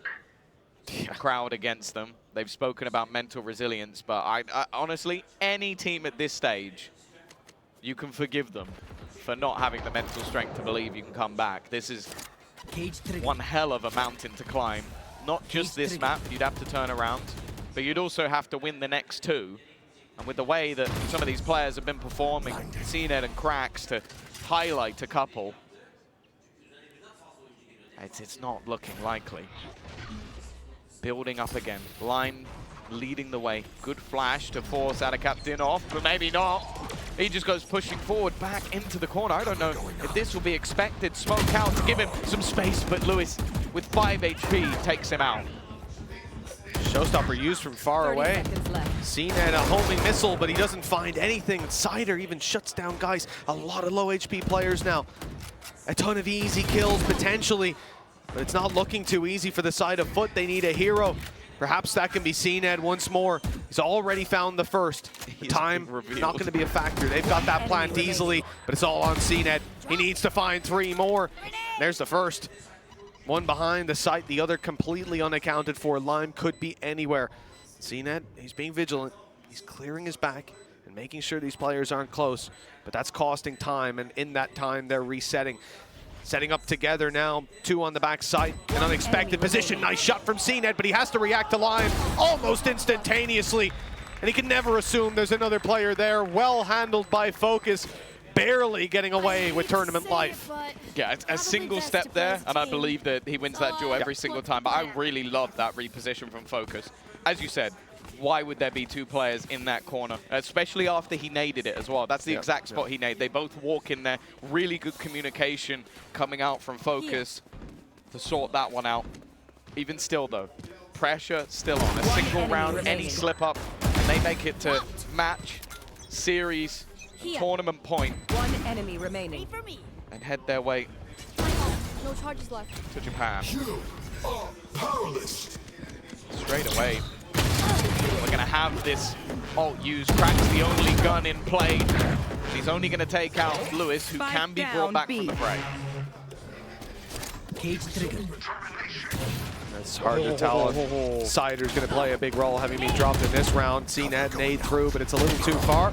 And caught with a classic in hand here out of Captain. It's brains. It's ambitious, but a classic is probably the best you could hope for. Even spotting out the final player as he trips a trap wire. We will see a 1 versus 3 attempted for Yedege. No rifle to work with. There is one on the floor there on his left. They're not holding it either, so he can recover that and give himself an opportunity to pull this across the line. It definitely feels like it should be an 11-7. And a real opportunity for Fokus back into this game. It felt like it was starting to slip away, but it really seems like they found their form in the last couple of rounds. Done very well in their post plans. For Yedege to solo deal with this, it is a little too much to ask. Now the time seems too far gone. Good shot, but no chance with Valorant quickly cleaning it up. 4 rounds between them. The gap starting to close. Yeah, as said, they always leave it late. It's still one hell of a distance, and that's the thing. The way that CNED cracks as well are playing 26, 21 kills apiece. And you just feel like at any point they could just close out this game off individual brilliance alone. Cider, I think, maybe feeling the burden of that leadership role a little bit much quieter than what we've seen from him throughout the tournament thus far. And your boy Lewis, he's putting up the numbers, but they're going to need a whole lot more from this squad. Going back to basics. They've had a decent amount of success over on this A site. Mostly left down to just add a captain in this round. FUT do still have themselves that 4-buy. Everything available for them here, including that res if they need it. The rotations are on point. 3 players towards the A site. Of course, having cracks close by is always an advantage. CNED's taking out Valorant. It's not quite a lurk because there is a drone going through from Cider on B as well. But they've spotted out the majority of the force towards A. There's Paranoia in play. It's fired out. Already ahead of the Paranoia is line, but he's 45 health and he's caught out, still able to deal damage and eliminate cracks. A very valuable kill for a low HP player. Hanging on by a sliver. Flash into smoke, punish there. Out of Captain, so low in the corner, and he'll be dropped as well. This is now looking very good for the side of Fokus. Guys tries his best, and his best is good enough. A double as they attempt to get control. 12-7, 5 more needed in a row for Fokus to bring us to overtime. Then win this map, win the next, then win the one after that. For FUT, just one of those next 5. Almost an impossible task for Fokus at this point, Tom. And they're even up against a lot of ultimates, and those that aren't online are 1 away. Yeah, this looks bleak. To say the least, this looks bleak for Fokus. They came in today confident. They showed a good performance throughout the tournament thus far, beating Heretics, another partnership team, but they have met their match so far today. CNED looking to end it here and now as he goes pushing, but Lewis will shut him out. Even still, though, the advantage sits, and I believe Ada Captain's still pushing. Hasn't stopped whatsoever. It's left all onto Lewis to try and save this one for his team. He's managed to find that first. The second wrapping round the corner. He's not quite looking the right way. It could be, guys, the coach to end it here and now, and he will do it! The stand-in for the day. The man not expected to grace this stage in any fashion will be the one to close this